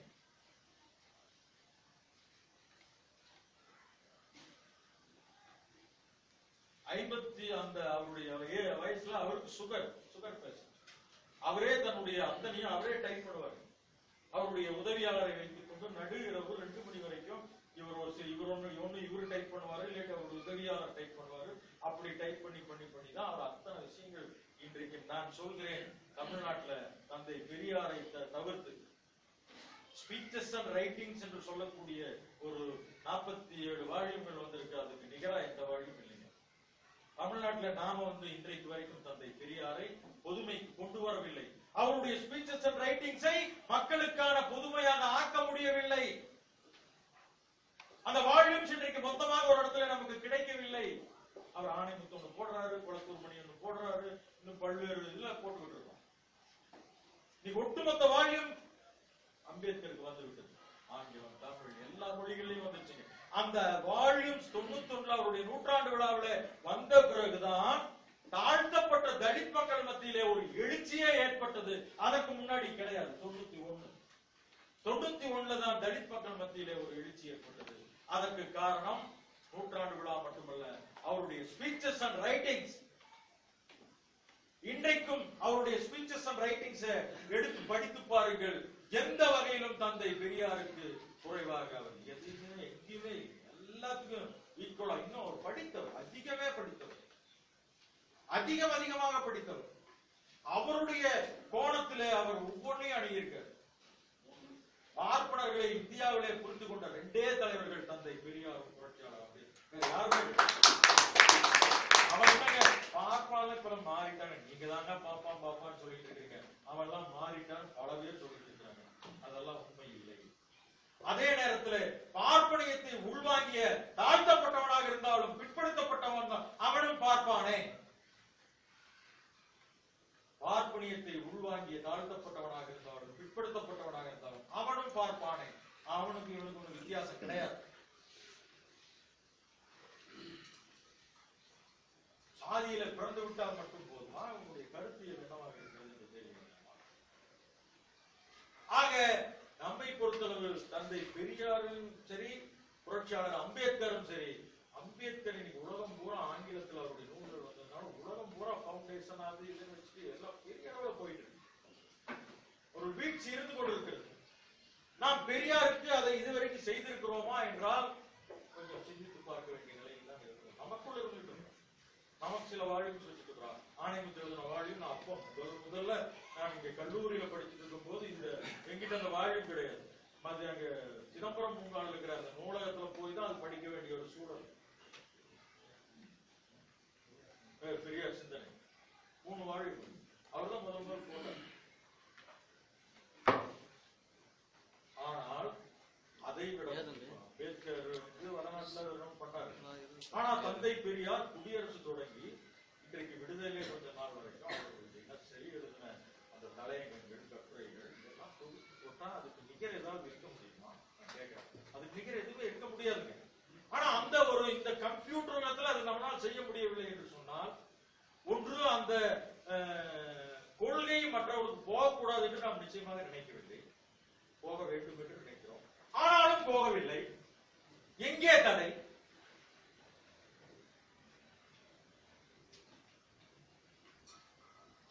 ஆக இந்த வகையிலே நாம் இதை பார்க்க வேண்டியிருக்கோம். பெரியார் சொன்னா அவர் கடவுள் இல்லைன்னு சொன்னவர், மதம் இல்லைன்னு சொன்னாரு அப்படின்னு உடனே மறுத்துருவாங்க. நீங்க அம்பேத்கர்னா பேருக்கு எடுத்து வச்சுக்கோங்க.